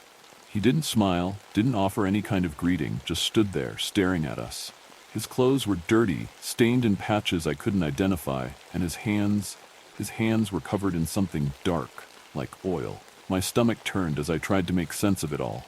"Trick or treat," Josh said weakly, his voice cracking. Mr. Mallow's gaze flicked down to Josh, then back to me, and finally to Ethan. His lips twitched, like he was trying to smile but had forgotten how. Slowly, he raised one hand, motioning for us to come inside. "You boys are just in time," he rasped. "We've been waiting." I felt something cold run down my spine. "We?" Ethan stepped back again, his voice barely audible. "Let's go. Now." But before we could move, something shifted in the shadows behind Mr. Mallow. I couldn't see it at first, just the movement, something dark. Then, slowly, as my eyes adjusted, I began to make it out. It was Mrs. Mallow, or what was left of her. We stood frozen at the door, eyes locked on the sight before us. Mrs. Mallow was hunched over at the kitchen table, barely illuminated by the dim light. At first glance, she almost looked normal. Just an old woman sitting down for a quiet meal, her thin hands resting limply on the table, as though she'd been waiting for someone, waiting for us. But then I saw it. The way her body sagged, like something inside her was giving way, crumpling. Her head lolled to the side, neck bent at an impossible angle, and her body seemed to deflate, slumping lower as if gravity was pulling her apart, piece by piece. Her skin, pale and waxy under the faint light, clung loosely to her bones. Too loose, sagging in folds as though her flesh was simply draped over a frame that was barely holding together. She didn't move at first, just sat there, her empty eyes staring at us. But then there was this sound. It was low at first, a faint crinkling noise. Mrs. Mallow began to shift, slowly, horribly. Her legs seemed to twitch, her knees jerking unnaturally beneath the table as her whole body started to fold in on itself, collapsing in slow motion. Her back arched, her spine pushing out against her thin skin, the bones grinding and popping as if they were breaking apart, rearranging themselves in ways they weren't supposed to. She was twisting, contorting, her limbs bending into unnatural angles as her body crumpled lower and lower until she finally poured out of the chair, hitting the floor with a dull thud. For a second, she didn't move, just lay there in a heap, her limbs splayed out, her chest heaving in shallow, rasping breaths. Then, slowly, horrifyingly, she began to crawl. Her hands slapped against the floor, too fast, too eager, like some twisted animal skittering across the ground. Her skin, that loose, sagging skin, dragged behind her as she moved, sticking to the floor in patches like it was melting off her bones. She crawled on all fours, her body twitching with each movement. But her head stayed locked on us, those empty, hollow eyes fixed on us, unwavering, like she could see us even though there was nothing there behind them, nothing but blackness. Her mouth hung open, jaw unhinged, but instead of words, a wet, gurgling sound bubbled up from her throat, thick and choking. Like she was trying to speak, but something inside her was broken. I couldn't move. I couldn't breathe. My legs were locked in place, my mind screaming at me to run, but my body just wouldn't listen. She was getting closer, too fast, her hands slapping against the floor, her joints popping and grinding with every jerking movement. And her face. God, her face. It was rotting, decaying, skin peeling away from her cheeks in thick, wet strips, revealing the gray flesh beneath. The stench hit us then, thick and rancid, the unmistakable smell of something long dead, something that had been festering in the dark for far too long. Josh let out a strangled gasp, his voice barely a whisper, and he grabbed at my sleeve. "Run," he said, his words trembling. "Now." But I couldn't tear my eyes away from her. She was almost at the door now, her gnarled fingers reaching out toward us, clawing at the air, reaching out for us. Suddenly, her body convulsed, her back arching violently as her whole frame shuddered. Then she collapsed again, her head hitting the floor with a sickening crack, but she didn't stop. She kept coming, crawling, scraping, inching closer and closer. Josh was the first to break. He shoved past us, bolting down the steps and back toward the street. Ethan and I were right behind him, not looking back, just running as fast as we could. I could hear the door creak shut behind us, but no footsteps followed. Just that horrible silence. We didn't stop until we were halfway down the block, gasping for breath, hearts pounding in our chests. I glanced back at the Mallow house, half expecting to see them standing there, watching us, or worse, chasing us. But the porch was empty. The door closed. We didn't say anything for a long time, just stood there, gulping down cold air, staring back at the Mallow house, expecting something, but nothing happened. The place was dark and silent again, like it had always been. I could still see the faint glimmer of that dim porch light, but otherwise, it was just another shadow on the street. Ethan was the first to speak. His voice was hoarse, shaky. "What the hell was that? Did you see that? Was that what? What was that?" Josh didn't answer. He was bent over, hands on his knees, still catching his breath. But I could see it in his face. He saw it too. He was more freaked out than I'd ever seen him. That cocky grin he always had was gone, replaced by the look of a scared child. I swallowed, my mouth dry. My brain was still trying to catch up with what I'd seen. That thing. That couldn't have been her. Not really. No one's body was supposed to look like that. The way she moved, the way she looked. The image was burned into my mind, and I felt vomit forming in my throat. Josh straightened up, finally breaking the silence.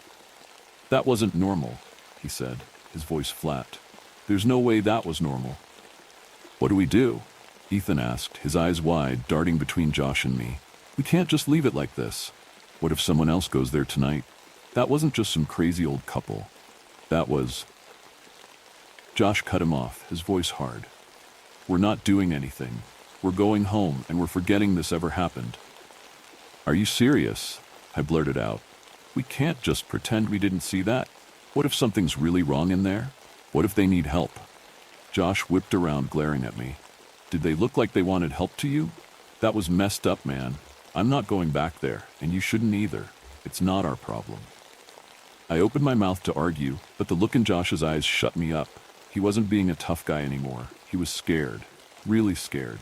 And maybe he was right. What could we even do? Call the cops? Tell them what? Ethan was biting his lip, his hands shaking. "Man, I just want to go home. Let's go." We started walking, fast at first, like we could outrun the memory of that house, of Mrs. Mallow's twisted body, but it stuck with me, clinging to the back of my mind like a nightmare I couldn't shake. By the time we reached Josh's place, the adrenaline had worn off, leaving us exhausted and rattled.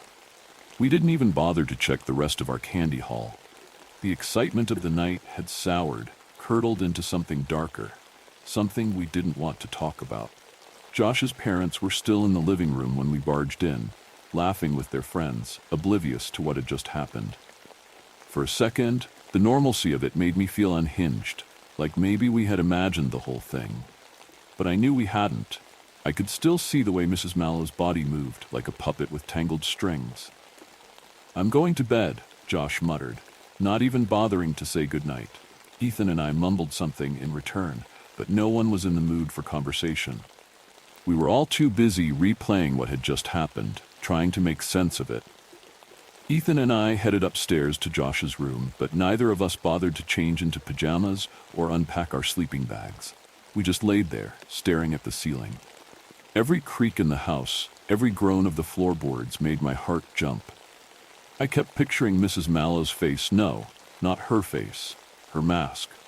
That's what it looked like, a mask stretched too tight over something rotten underneath. I couldn't shake the feeling that she'd been watching us, not just looking at us, but really seeing us, like she'd marked us somehow.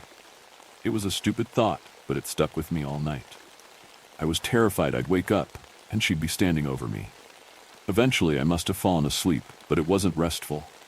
My dreams were a mess of dark hallways, twisted bodies and eyes, those hollow, empty eyes staring through me. When I woke up the next morning, my skin was slick with cold sweat, my heart still pounding. We didn't talk about the Mallow house the next day. Not really. Josh was quiet, distant, which wasn't like him.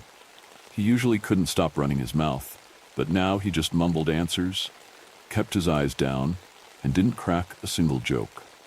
Ethan left early, muttering something about having to help his dad with some yard work, but I knew he just wanted to be out of there. I didn't blame him.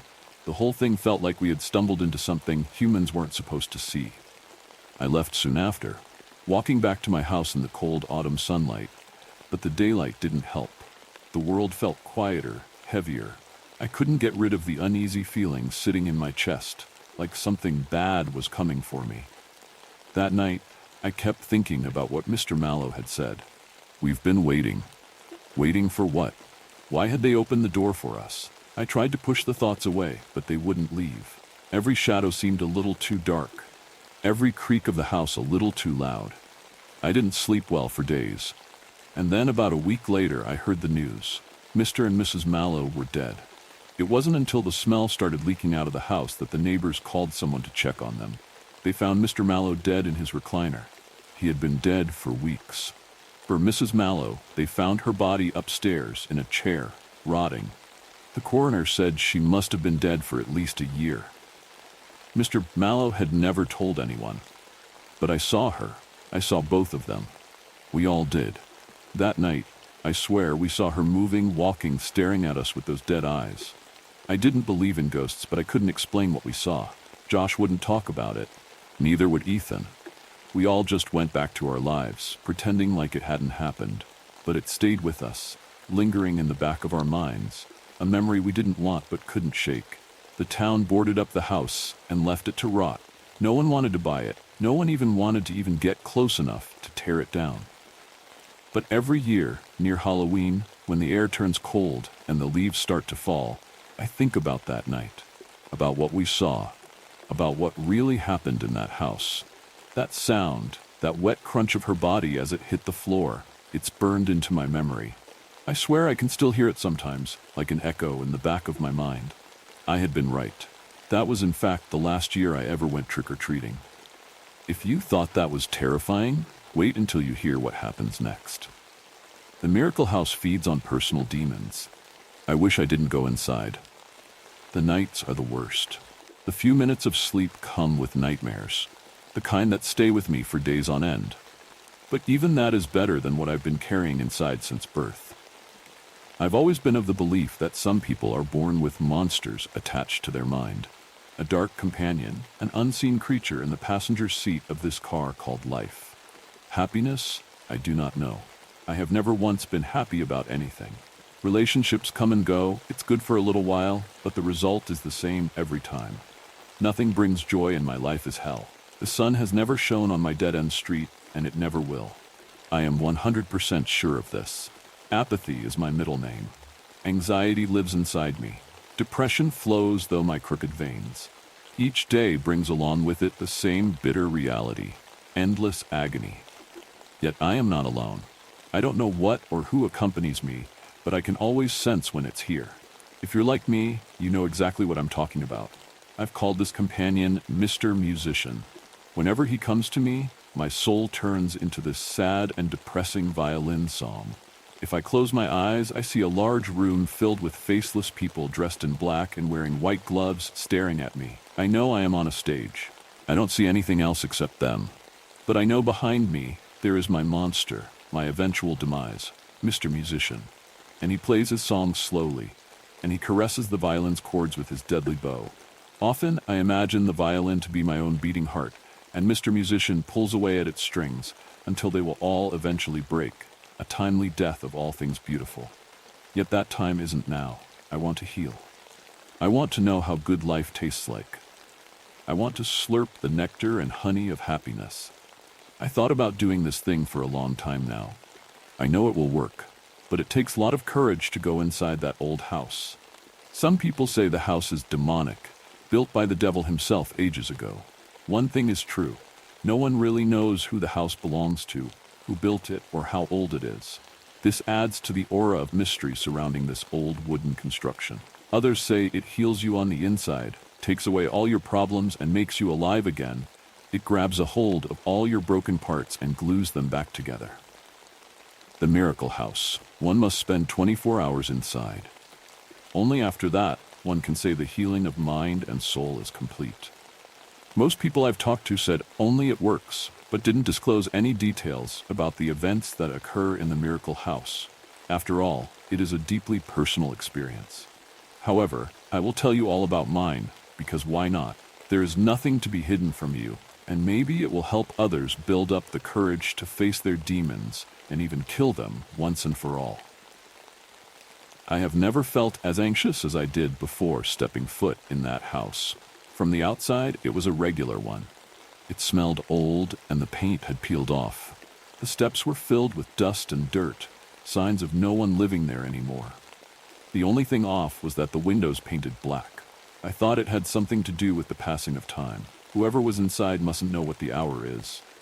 The front door opened, and a man came outside on the porch to greet me. "Hello there? I thought the house was abandoned." "Hello, mister. I suppose you're here to get rid of your demons, correct?" "Yes." "Great. Do not ask me any questions, please. You need to give me your phone and any other devices you might have. Communication with the outside is prohibited." "This feels odd. How do I know you won't steal my phone?" The man exhaled and shook his head. He began closing the door. "Wait. Okay, but just so you know, I have GPS tracking activated. I won't steal anything from you, young man, but this house will." I nodded. "See you tomorrow. Same time. Good luck, Jack." I swallowed. How did he know my name? The man locked the door from the outside. I heard him going down the steps. Then only silence. Dampness filled the air. In the hallway, wood burned in the fireplace. The flames cast shadows on the walls around me. They resembled little black devils dancing with excitement. An old burgundy leather chair faced the fireplace, and on it was a folded piece of paper. I opened it to read the following. "Dear Jack, the Miracle House welcomes you with open arms. Please sit on the chair as you continue to read. Now, I know your pain. I've seen it before. I will take it from you. You are scared and wondering if this will work. You ask yourself if the living hell you're enduring will ever end. Dearest Jack, it will end. All of it. You won't even remember the agony in your old life. I will take this burden from you. Focus on the fireplace. Embrace the warmth of this beautiful house. Be one with it. Your eyes begin to feel tired. You need to sleep for the next 2 hours, Jack." Sleep. And so I did. I didn't dream anything. I didn't have any violent nightmares like I usually did. It was a peaceful and restful sleep. I opened my eyes and found myself in another room. A bloodied knife appeared in my hand. I screamed and threw it on the floor. Both my arms had fresh cuts on them, but those didn't hurt. Not a single bit. After the initial shock wore off, I knew something was off, but in a good way. I felt lighter than before, as if the poison in my veins had leaked on the floor and evaporated. I smiled. Was this the way to absolution? A door creaked open behind me, and I jumped. My gut told me to go through. I found myself in a place where the air reeked of bleach. The bright neon lights almost blinded me.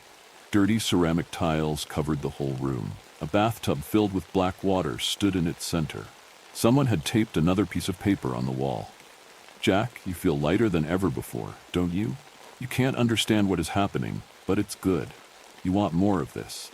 You must wash away all the rotting things inside. Darkness eats darkness. Step inside the small black ocean and let its tranquility carry you away. I got in the bathtub straight away. No hesitation. The miracle house indeed performed miracles. I closed my eyes and relaxed. The warm water had an oily texture. Somewhere in another room I heard a metallic sound as if someone had dropped millions of nails on the ground. My skin suddenly hurt. It burned like millions of needles punctured it. I tried getting out, but was stuck. I couldn't. A black hand extended from under the water with bony fingers and long, sharp nails. It lunged to my neck and choked me. I couldn't breathe. I couldn't do anything.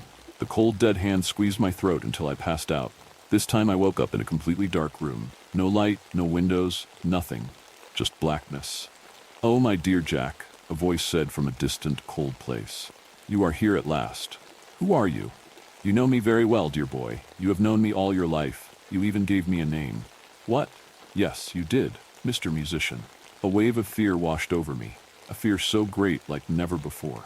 I was in the same room with my archenemy, my nemesis. Was this the end? Again, I sat down on a chair. I thought it to be the same chair in the hallway. "You ruined my life since the day I was born. And you cut me out from your veins, drowned me and cast me out. And now here I am." What is this place? The miracle house, where all the pain comes to die. The place where you stay face to face with your demons. But what are you? I am you. You are my child. I have made you. I have molded you into what you are. I love you, Jack. I heard footsteps coming towards me. Stay away from me. Too late for that, Jack. You wanted me gone.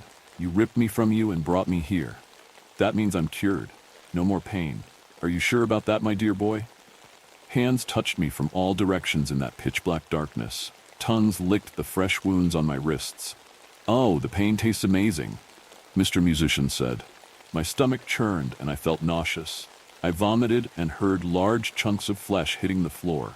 They squished and hissed and made all kind of sounds. They were suffering and dying. I felt like large tumors left my body in a rush. 2 red dots blinked at me. They studied me with inquisitive awe and disbelief. I was healing. The evil was leaving my body, never to come back in again. Now, he was a separate entity. His lies and deceiving tongue told me all kinds of things. "I made you what you are. Who would you be without me, Jack? I'd be free. Do you think I will ever die? No, I will not. I'll come back again and again until your mind explodes. Do you really think this house performs miracles? Well, it got you out of my system, didn't? You are scared too right now. You don't know what to do with this new reality you find yourself in." Mr. Musician groaned with discontent. "You will never survive without me, Jack. I will be part of you forever." I felt things crawling up on me, wet, sticky, emanating a foul smell. They hissed as they moved slowly. Thousands of them wanted to get under my eyeballs, up my nose, inside my ears and mouth. I tried to get them all off me, but they wouldn't let go. The vile parasites wanted to infect me and eat me from the inside out. I turned away from the voice, and the worms or small snakes relented. I walked with small steps away from wherever the hell Mr. Musician was.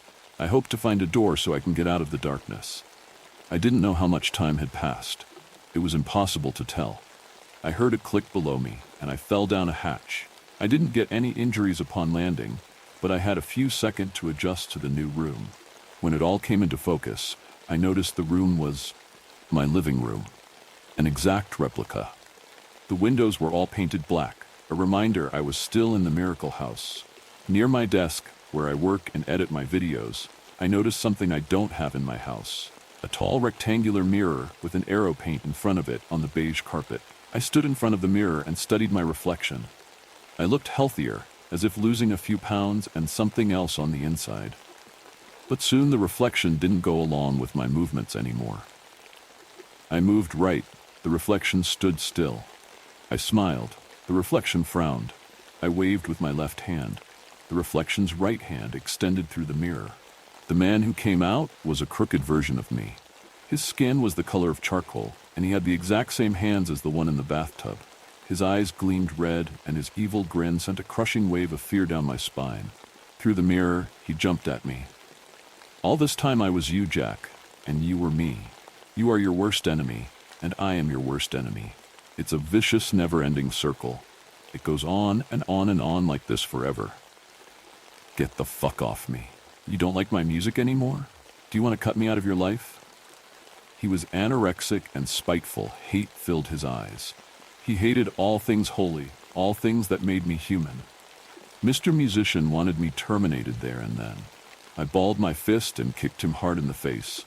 He lost control for a moment, and I managed to get up and run away for a second. I threw a chair at him and hit him in the head, and he went down, barely moving. Then I elbowed the mirror, took a shard of glass, and put it into his side. Black liquid started oozing on the carpet. It burned through the fabric like hot tar. The evil me, Mr. Musician, pulled the shard out and like nothing stood up. He came toward me and pinned my body to the wall and pressed it against my stomach. Guess one of us dies today, huh, Jack? Tears welled my eyes and went down my cheeks like raging rivers. To conquer your fear, you must face it. I am not afraid of you anymore, Mr. Musician. Yeah, tell yourself lies, Jack. That works only in the movies. He cut my stomach and put his hand through the wound.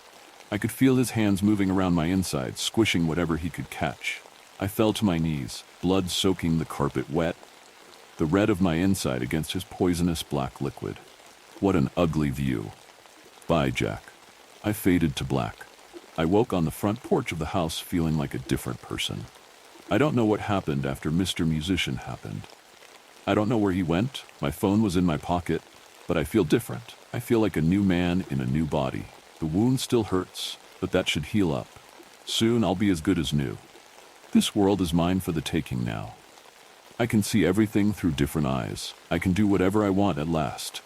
There aren't two entities in the same body anymore. There's only me. I have full control now. Some nightmares never end. Let's dive into the next one, if you dare. Is my apartment haunted? Strange things keep happening, and I don't know what to think. Has anyone else experienced something like this? Lately, I've been experiencing some really unsettling things in my apartment, and I'm starting to wonder if something paranormal might be going on. For the past few nights, I've been waking up in the middle of the night with my heart racing and this overwhelming sense of fear, like something's watching me.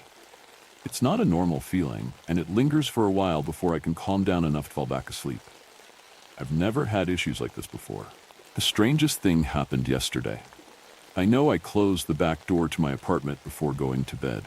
I'm certain of it because I have this habit of double-checking all the locks before I go to sleep. But when I woke up, the back door was wide open and the room was freezing. I don't mean slightly chilly. I mean ice cold, like someone left the freezer open. I immediately shut the door, but the whole thing made no sense to me. When I told my parents about it, they weren't even surprised. They mentioned they've seen the door open on its own in the past, even though it should have been locked. And just to clarify, in case anyone is thinking it could have been a gust of wind, my lock is an all-rop. Look it up. There's absolutely no way a breeze could have opened it. It's designed to stay secure. But that's just the tip of the iceberg. There's also this strange thing that happened when I first moved in. I was on a call with a friend while gaming, and out of nowhere, he asked me, "Why does he keep calling your name? Go check on him." I was confused because no one else was in the house with me, so I asked him what he meant. He insisted that he heard an old man calling my name, and he thought it was my grandpa. But here's the thing, there was no one else in the apartment, and my grandpa doesn't live with me. The whole situation left me creeped out, and to make matters worse, I've also heard someone calling my name when I'm home alone. It's usually faint, like it's coming from another room, but when I go to check, no one is ever there. As if all that wasn't strange enough, the street dogs outside my building act really weird too. They howl like crazy almost every night. I've lived in places with street dogs before, and this is not normal behavior for them. It's this constant, frantic barking and howling that goes on for hours, and it always seems to start around the same time, late at night. One time, My dad even went outside with rocks to scare them off because they were being so loud, but it didn't seem to make much of a difference. Then there's the strangest thing of all. One night, I was on the top floor of my apartment building, which has an open roof, just hanging out and talking to the same friend who heard the voice. I was taking pictures of the sky, trying to capture the stars. After I went back inside, I looked through the photos and found one that I definitely didn't take. The image wasn't of the sky or stars at all. Instead, it was full of strange lights and colorful orbs, like something out of a ghost hunting show. I have no idea how that photo got there, and it really freaked me out. At this point, I'm wondering if all of this is just a series of weird coincidences, or if there's something more going on in my apartment. Has anyone else experienced anything like this? Could this be paranormal, or is there some other explanation I'm not thinking of? I'd love to hear your thoughts or similar stories if anyone has had any experiences like this. As the shadows grow longer, so do the stories, and this next one will haunt you. The Watchers of Y Valley Charlie here. I need to get this down while it's still fresh, while I can still differentiate between what was real and what was something else. It's been 3 days since we fled that godforsaken cottage in Wales, and I still wake up in cold sweats, fumbling at my face to remove a headset that isn't there. It was supposed to be a holiday, a chance for my family to unwind and for me to test out the latest tech. I work in software design, you see, always chasing the next big innovation. When Apple announced their Vision Pro headset, I knew I had to have it. Not just for me, but for Megan and Lily too. A shared family experience, I told myself. A way to bond. God, what an idiot I was. The drive from London to the Y Valley was long-ish, but beautiful. As we wound our way through the Welsh countryside, the rolling hills gave way to dense forests and misty valleys. Lily, our 10-year-old, pressed her nose against the window, eyes wide with wonder. "Look, Dad, it's like we're driving into Narnia," she exclaimed, her excitement infectious. Megan, my wife, smiled and squeezed my hand. "I have to admit, Charlie, you picked a gorgeous spot, though I'm still not sold on spending our holiday staring at screens." I grinned back at her. "Trust me, love. This isn't just staring at screens. It's a whole new world." If only I'd known how prophetic those words would be. We arrived at the cottage just as dusk was settling in. It was a quaint stone building nestled at the edge of an ancient forest. The nearest neighbor was barely visible through the trees about half a kilometer away. Perfect isolation for our digital getaway. As I unloaded the car, a sudden gust of wind rustled through the trees. For a moment, I could have sworn I heard whispers carried on the breeze, unintelligible words in a language I didn't understand. I shook my head, trying to clear it. Just my imagination playing tricks, surely. "Everything okay?" Megan asked, noticing my pause. I forced a smile. "Yeah, fine. Just tired from the drive, I guess. Come on, let's get inside and set up." The cottage was cozy, if a bit musty. While Megan and Lily explored, I set about connecting our Vision Pro devices to the cottage's Wi-Fi. It was slower than I'd hoped, but it would do. "All right, family," I called out, unable to contain my excitement. "Who's ready to step into the future?" Lily came bounding down the stairs, nearly tripping in her eagerness. "Me." Megan followed more slowly, a bemused smile on her face. "All right, tech wizard, show us what all the fuss is about." I handed out the sleek headsets, helping Lily adjust hers properly. "Now remember," I instructed, slipping on my own, "we're going to be in a shared family environment. That means we can see and interact with each other, even if we're exploring different apps or games." As the Vision Pro booted up, our modest cottage living room transformed. The walls seemed to melt away, replaced by a vast, starry expanse. Lily gasped in delight, reaching out to touch a glowing nebula that wasn't really there. "It's... wow," Megan breathed, her earlier skepticism forgotten as she gazed around in wonder. I grinned, feeling vindicated. "This is just the beginning. Watch this." With a gesture, I changed our environment to a lush, sunlit forest. Beams of golden light filtered through verdant canopies, and the sound of birdsong filled the air. Lily squealed with joy, running to hug a massive virtual tree trunk. "It's like we're really outside." We spent the next hour exploring different environments and apps. Megan particularly enjoyed a meditation app that transported her to a tranquil beach at sunset. Lily was enamored with an educational game that let her explore the inside of a human cell, shrinking down to the size of a molecule. As for me, I was in tech heaven, marveling at the seamless integration of the virtual and real. I could still see Megan and Lily, their avatars perfectly mimicking their movements, even as we explored different digital realms. It wasn't until later that evening, as we were winding down for bed, that I noticed something odd. As I was closing apps and preparing to remove my headset, I caught a flicker of movement in my peripheral vision. A shadow, there and gone in an instant. I turned, but there was nothing there. Just the cottage walls, overlaid with the fading forest environment. "Everything all right, love?" Megan asked, noticing my sudden movement. I hesitated, then shook my head. "Yeah, fine. Just thought I saw something. Probably just a glitch." But as I lay in bed that night, sleep eluding me, I couldn't shake the feeling that the shadow had looked almost human. The next morning dawned gray and misty, perfect weather for staying in and exploring our new virtual worlds.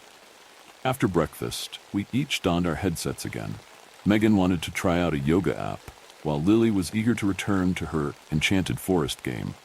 I decided to do some work, using the Vision Pro's productivity features to create a virtual multi-monitor setup. As I sorted through emails and mock-ups, I found myself continually glancing over my shoulder. That nagging feeling of being watched persisted, though I tried to rationalize it away. It was around midday when Megan's voice cut through my concentration. "Charlie?" There was an edge to her tone that immediately set me on alert. "Can you come here a moment?" I found her in the kitchen, her headset off and her face pale. "What's wrong?" I asked, slipping off my own device. She wrapped her arms around herself as if chilled. I don't know. It's silly, really. But when I was doing yoga, I kept feeling like someone was standing right behind me. I could almost feel them breathing on my neck. A chill ran down my spine, remembering the shadow I'd glimpsed the night before. "It's probably just the immersion," I said, trying to sound reassuring. "The tech is so good it can trick your brain sometimes." Megan nodded, but she didn't look convinced. "Maybe. But Charlie, even when I closed my eyes, I still felt watched." Before I could respond, Lily's scream pierced the air. We raced upstairs to find her huddled in a corner of her room, headset discarded on the floor. She was sobbing uncontrollably. "Lily, sweetheart, what happened?"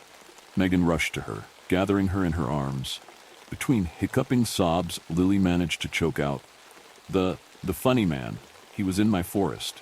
He was watching me, and then he started chasing me." I picked up her headset, checking for any obvious malfunctions. "It's okay, love. It was just a game character, that's all." Lily shook her head vehemently. "No, he wasn't supposed to be there. He was all dark and wrong." As I tried to calm her down, something caught my eye outside the window. A flock of crows had settled on the branches of the nearest tree, their black feathers glistening in the weak sunlight. What struck me as odd was their behavior. Every single one of them seemed to be staring directly at Lily's window, unnaturally still. As I watched, they tilted their heads in perfect unison, as if listening to some unheard command. A chill ran down my spine. Something was very, very wrong here. The rest of the day passed in a haze of unease. We kept the Vision Pro headsets off, trying to enjoy the cottage and its surroundings the old-fashioned way. But the sense of being observed never quite left us. Even with the devices safely stowed away, I'd catch myself glancing over my shoulder, half expecting to see that shadowy figure lurking in a corner. As night fell, the mist thickened, wreathing the cottage in a ghostly shroud. Lily was still shaken from her earlier experience, so we decided to have a family movie night to lift her spirits. As we settled onto the sofa, my phone buzzed with a notification. "Odd," I muttered, picking it up. "I thought we barely had signal out here." The notification was from an app I didn't recognize. The icon was a simple eye, stark black against a white background. Frowning, I opened it. A single message appeared on the screen. "Iguiliver wedi defro, redugh." "What's that, Dad?" Lily asked, peering at my phone. I shook my head, closing the app. "Nothing, sweetheart. Just a bit of spam." But a chill ran down my spine. I didn't speak Welsh, but I had a sinking feeling about what that message might mean. Later that night, after Megan and Lily had gone to bed, I pulled out my laptop and began researching. As the first gray light of dawn began to seep through the windows, I found myself deep in a rabbit hole of ancient myths and legends. Why Gwiluir? The Watchers. References to them cropped up in scattered tales and half-forgotten stories. Spirits of the mist, some said. Others claimed they were guardians of the ancient forests, punishing those who desecrated their lands. But one common thread ran through all the accounts. Those marked by the Watchers were never truly free of their gaze. A creaking floorboard startled me from my research. I looked up to find Megan standing in the doorway, worry etched on her face. "Charlie, what are you doing up so early?" I hesitated, unsure how much to reveal. Just couldn't sleep. Thought I'd do some work. She came closer, peering at my screen. "Welsh folklore? This doesn't look like work." I sighed, running a hand through my hair. "Megan, I think something strange is going on here." Over the next hour, I told her everything. The shadow I'd seen, the mysterious message, the legends I'd uncovered. To her credit, Megan listened without interruption, her expression growing more troubled with each passing minute. When I finished, she was quiet for a long moment. Then, "Charlie, this is madness. You're talking about ghost stories and ancient spirits. There has to be a rational explanation." "I know how it sounds," I said, frustration creeping into my voice. "But you felt it too, didn't you? That sense of being watched?" Megan bit her lip, clearly torn. Yes, but that doesn't mean." She was cut off by a blood-curdling scream from upstairs. "Lily." We raced up the stairs, our hearts in our throats. We found Lily thrashing in her bed, her eyes wide open but unseeing. "No! Get away!" she shrieked, batting at the air around her. Lily, wake up!" Megan cried, gathering our daughter in her arms. "It's just a nightmare, sweetheart. You're safe." Slowly, Lily's struggles subsided. She blinked, focusing on our faces. "Mom? Dad?" Her voice was hoarse from screaming. "We're here, love," I soothed, stroking her hair. "It was just a bad dream." Lily shook her head vehemently. No, it wasn't. He was here, the funny man from the forest. He was standing right there." She pointed to her Vision Pro headset on the bedside table. I followed her gaze, my blood running cold. The headset was on, its external display showing a pair of eyes, blinking slowly. As I watched, text began to scroll across the screen. "We see you. We've always seen you." The rest of the morning passed in a blur of fear and frantic packing. We'd made the decision to cut our holiday short, to get as far away from this place as possible. Megan, her earlier skepticism shattered by the activated headset in Lily's room, was throwing clothes into suitcases with single-minded focus. I should have been relieved that we were leaving. Instead, a nagging doubt gnawed at me. What if distance wasn't enough? What if somehow the Watchers had latched onto us through the Vision Pro? The thought of those entities following us home, invading our everyday lives, was unbearable. As Megan and Lily did a final sweep of the cottage, I made a decision. I needed to understand what we were dealing with, and there was only one way to do that. I slipped on my Vision Pro headset. The cottage's interior melted away, replaced by the default starry expanse. But something was different. The stars seemed wrong, twisted somehow, as if I was viewing them through a warped lens. "Hello?" I called out, feeling foolish but desperate for answers. Is anyone there?"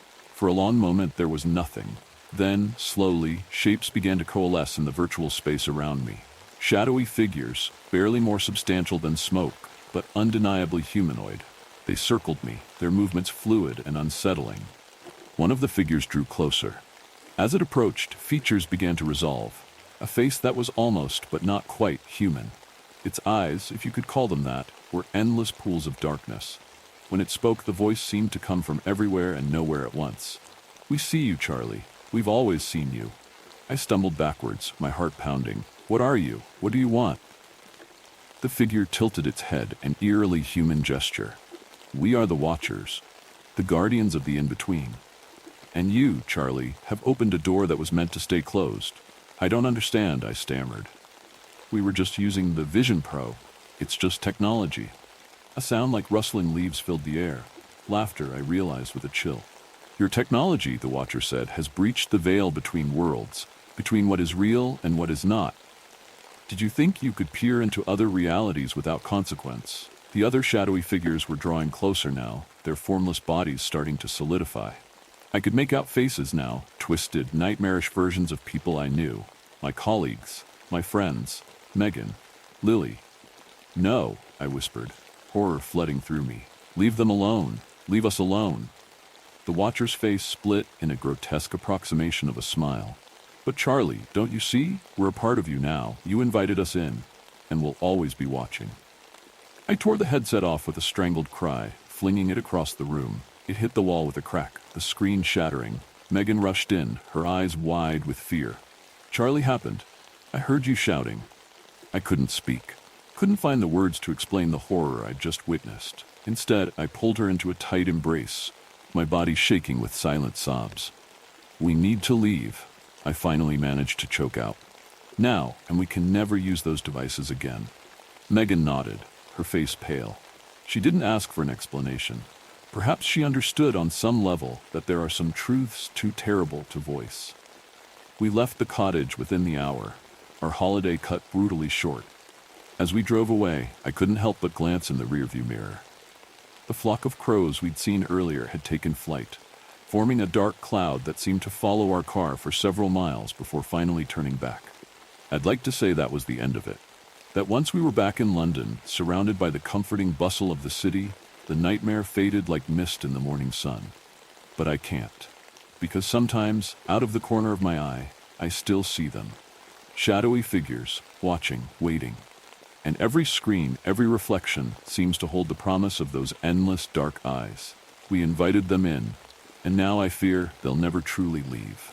The watchers are always watching. And God help me, I don't know how to make them stop. But sometimes the scariest part isn't the end, it's what happens next. My neighbor has been too friendly lately. I had been working late again, something I'd grown used to over the past few months. Chicago never truly sleeps, and it was common to see people still moving around the streets, even as the clock ticked past midnight. My apartment was just a few blocks away, and I'd made this walk home more times than I could count. The night was cool, the streetlights buzzing softly overhead as I made my way down the familiar route. There wasn't much traffic, which was typical for this time of night. The occasional car would pass, and sometimes I could hear the distant hum of the L train. I checked my phone out of habit, scrolling through notifications without really paying attention to them. A message from a friend asking about plans for the weekend, a reminder about a bill due tomorrow, just the usual. As I approached my building, I noticed Tom, my neighbor, outside by the garbage bins. He had a cigarette between his fingers, the glow lighting up his face briefly as he nodded in my direction. Burning the midnight oil again? He asked. Yeah, work's been crazy lately, I replied, pausing for a moment before heading toward the door. You? Couldn't sleep, he said, shrugging. Figured I'd step out for a bit. I nodded, pushing the front door open. See you around. Take it easy, Tom replied, before I disappeared inside. The elevator was sluggish as usual, and I found myself staring at the scratched-up panel of buttons.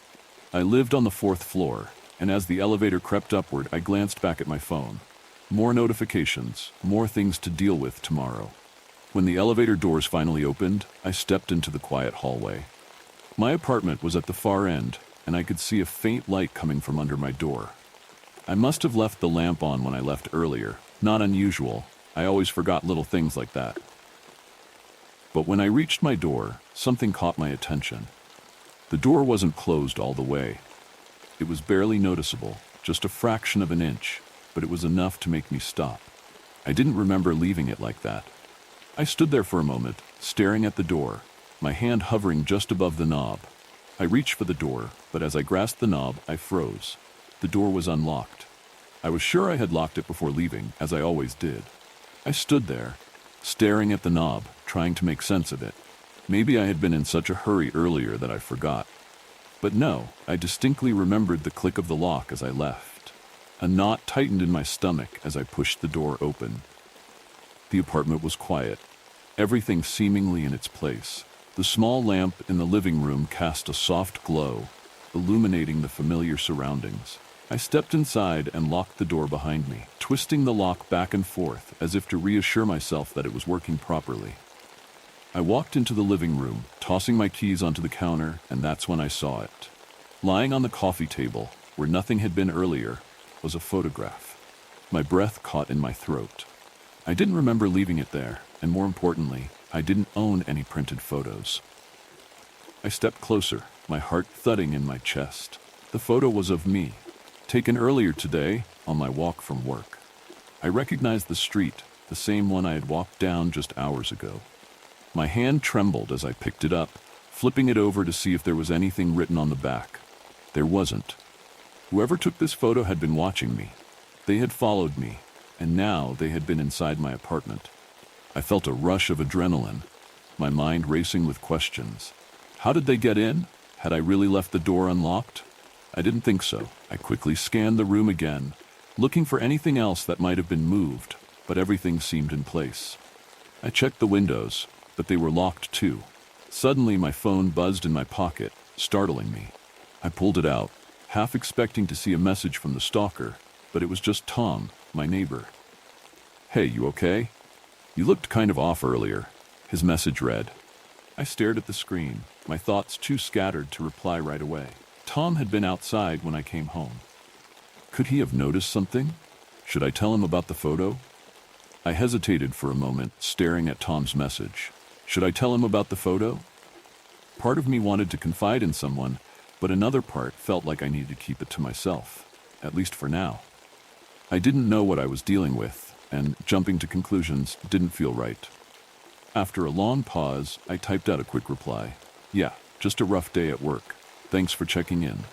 I put my phone down, running my hand through my hair as I tried to steady my breathing. The photo still sat on the table, taunting me. My mind raced, thinking through all the possibilities. Who had taken it? Why leave it here? How did they get in? Trying to distract myself, I turned on the TV, hoping that some background noise would help calm my nerves. But I couldn't focus. My thoughts kept circling back to the unlocked door in the photo.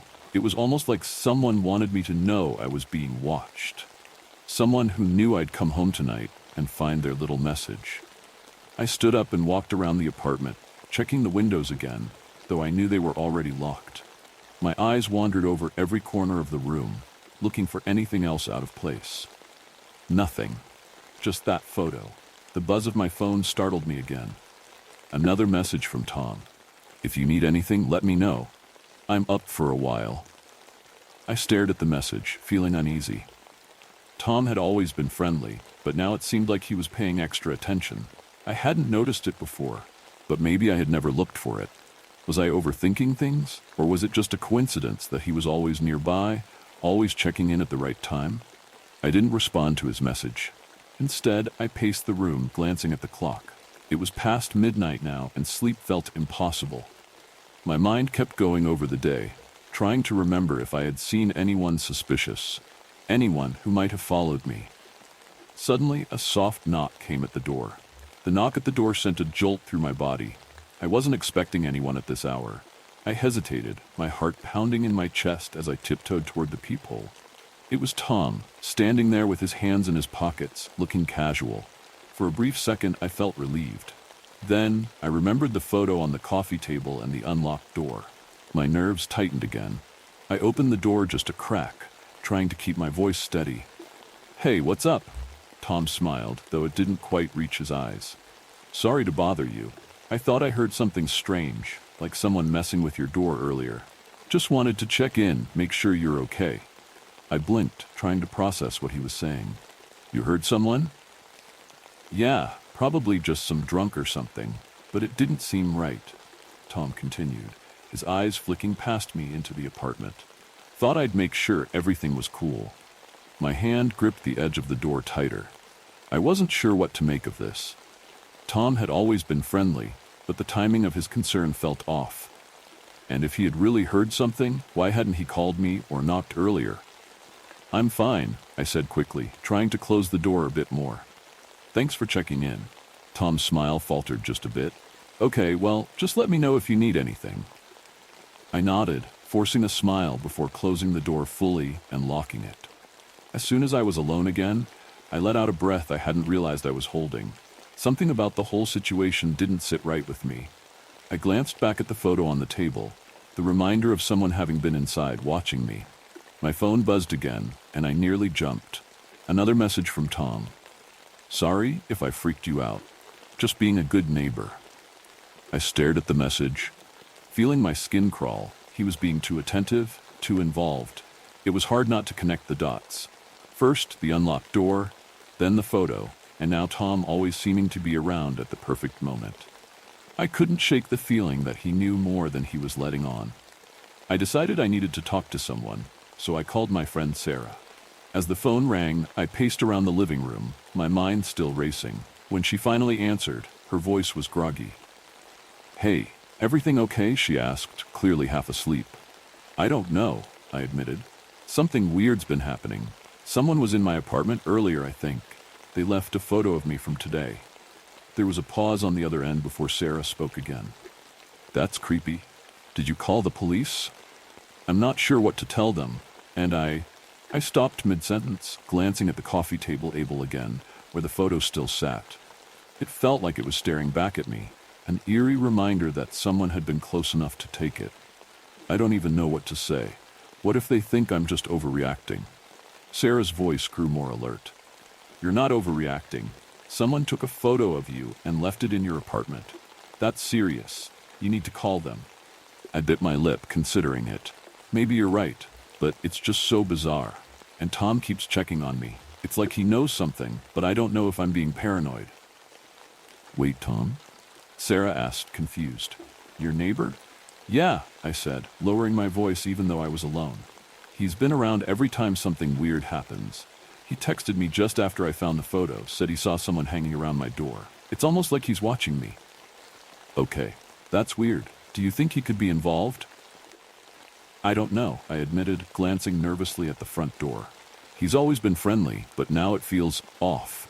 I don't know what to think." Sarah sighed. "Look, I really think you should call the police. Even if it's nothing, better safe than sorry. And maybe keep your distance from Tom for a bit, just in case." I nodded, even though she couldn't see me. "Yeah, maybe I'll do that. Thanks, Sarah." "Stay safe, okay?" she said, her voice a little softer now. "Call me if you need anything." After hanging up with Sarah, I sat in the silence for a long moment. But she was right. It was better to be safe than sorry. I dialed the non-emergency number, feeling a wave of anxiety wash over me as I waited for them to pick up. When I finally spoke, my voice sounded smaller than I intended. "I'd like to report something suspicious," I said, trying to keep my tone steady. "I think someone's been watching me, and maybe even inside my apartment." The dispatcher took down my information, asking for the details of what had happened with the photos and the sounds outside my door. I tried my best to explain, though it felt surreal even as the words left my mouth. By the time the call ended, they assured me that an officer would be dispatched to check things out. It wasn't long before I heard the knock at the door. My heart jumped, but when I checked the peephole, I saw the distinct navy blue uniforms of 2 police officers standing just outside. Taking a deep breath, I opened the door and let them inside. One of the officers, a tall man with tired eyes, introduced himself. "Ma'am, we're here to follow up on your report. Mind if we ask a few questions?" I nodded, still feeling uneasy despite their presence. I led them into the living room, where they asked me to go over the events again in more detail. As I described the photos, the unlocked door, and the eerie feeling that I was being followed, the officer took notes, his partner occasionally glancing around the apartment. "Have you noticed anyone suspicious hanging around recently?" the officer asked. I hesitated. "There's my neighbor, Tom. He's been really helpful, but I don't know. It's just a feeling. He's always around checking on me, and it seems a little too convenient." The officer nodded, his expression unreadable. "We'll talk to him, just to cover all the bases." After I finished explaining everything, they went down the hall to speak with Tom. I stayed inside, pacing nervously, listening to the muffled conversation through the door. It wasn't long before the officers returned. "Your neighbor says he hasn't noticed anything unusual, but he's concerned for your safety," the officer said, his voice calm. He offered to keep an eye out for anything strange. I nodded, not sure if that made me feel better or worse. "Look, we don't have enough for a full investigation right now," the officer continued. "But we'll keep a patrol car parked outside tonight, just in case. You should try to get some rest." I thanked them, feeling a slight sense of relief at the idea of police nearby. Maybe now, with someone watching over the apartment, I could get some rest. I couldn't sleep. The events of the night replayed in my mind. The unsettling photos, the noises outside my door, and Tom's messages. The fear settled in deep, keeping me alert despite the police being outside. I stayed up all night, jumping at every creak in the apartment, every distant sound from the street. The small knife I had tucked into my bag for protection felt like my only source of comfort as dawn finally broke. The next day passed in a haze of routine, but the weight of the previous night's fear lingered at the back of my mind. I went through my workday mechanically, my body tired, but my thoughts racing.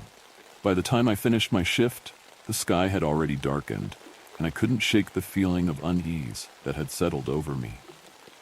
As I made my way home, I decided to stop by the convenience store a few blocks from my apartment. I needed something to help me unwind, maybe a snack and a drink to go with the movie I'd planned to watch. The store was brightly lit, a small beacon of normalcy amidst the growing shadows of the evening. I walked inside, the sound of the automatic doors hissing as they slid open.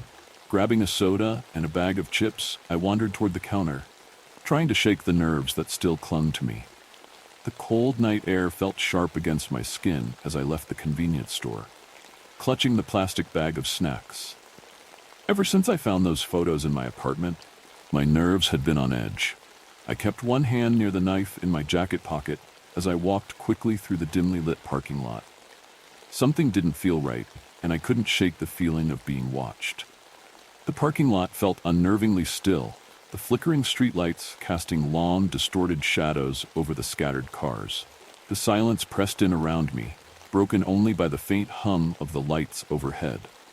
I quickened my pace, the sound of my own footsteps loud and uneven. My breath hitched, and I glanced back, expecting to see someone behind me, but there was no one. My heart pounded harder, every instinct screaming at me to move faster. The shadows felt like they were closing in, stretching farther across the pavement as I hurried toward the far end of the lot. I tried to tell myself it was just paranoia, just the leftover fear from the night before.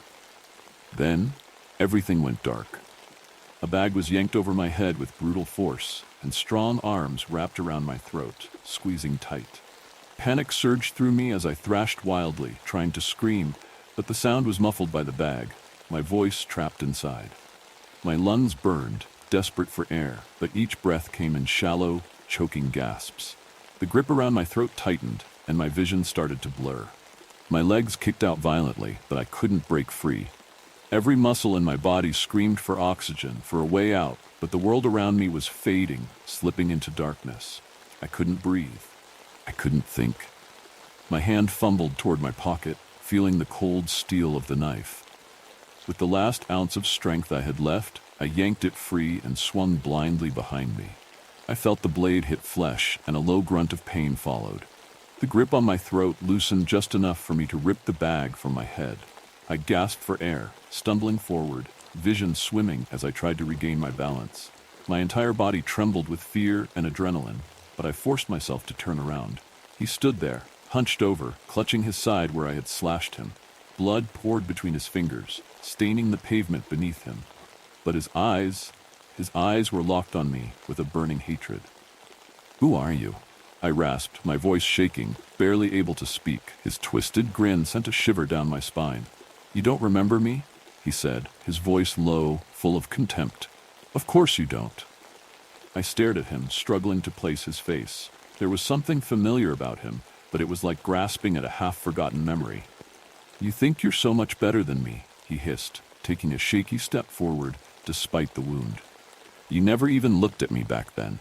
You laughed, like I didn't matter." The memory hit me like a cold wave. High school. He had been there, always lurking in the background, quiet, unassuming. Someone I had barely noticed. I swallowed hard, dread settling deep in my chest. "You," I whispered, feeling a rising sense of horror. "I barely remember you. You rejected me, like I was nothing." He took another step, his breath ragged. "But I swore you'd pay for it one day." My pulse raced as his words sank in. This wasn't just some random attack. He had planned this. He had been waiting for this moment, fueled by a hatred I hadn't even known existed.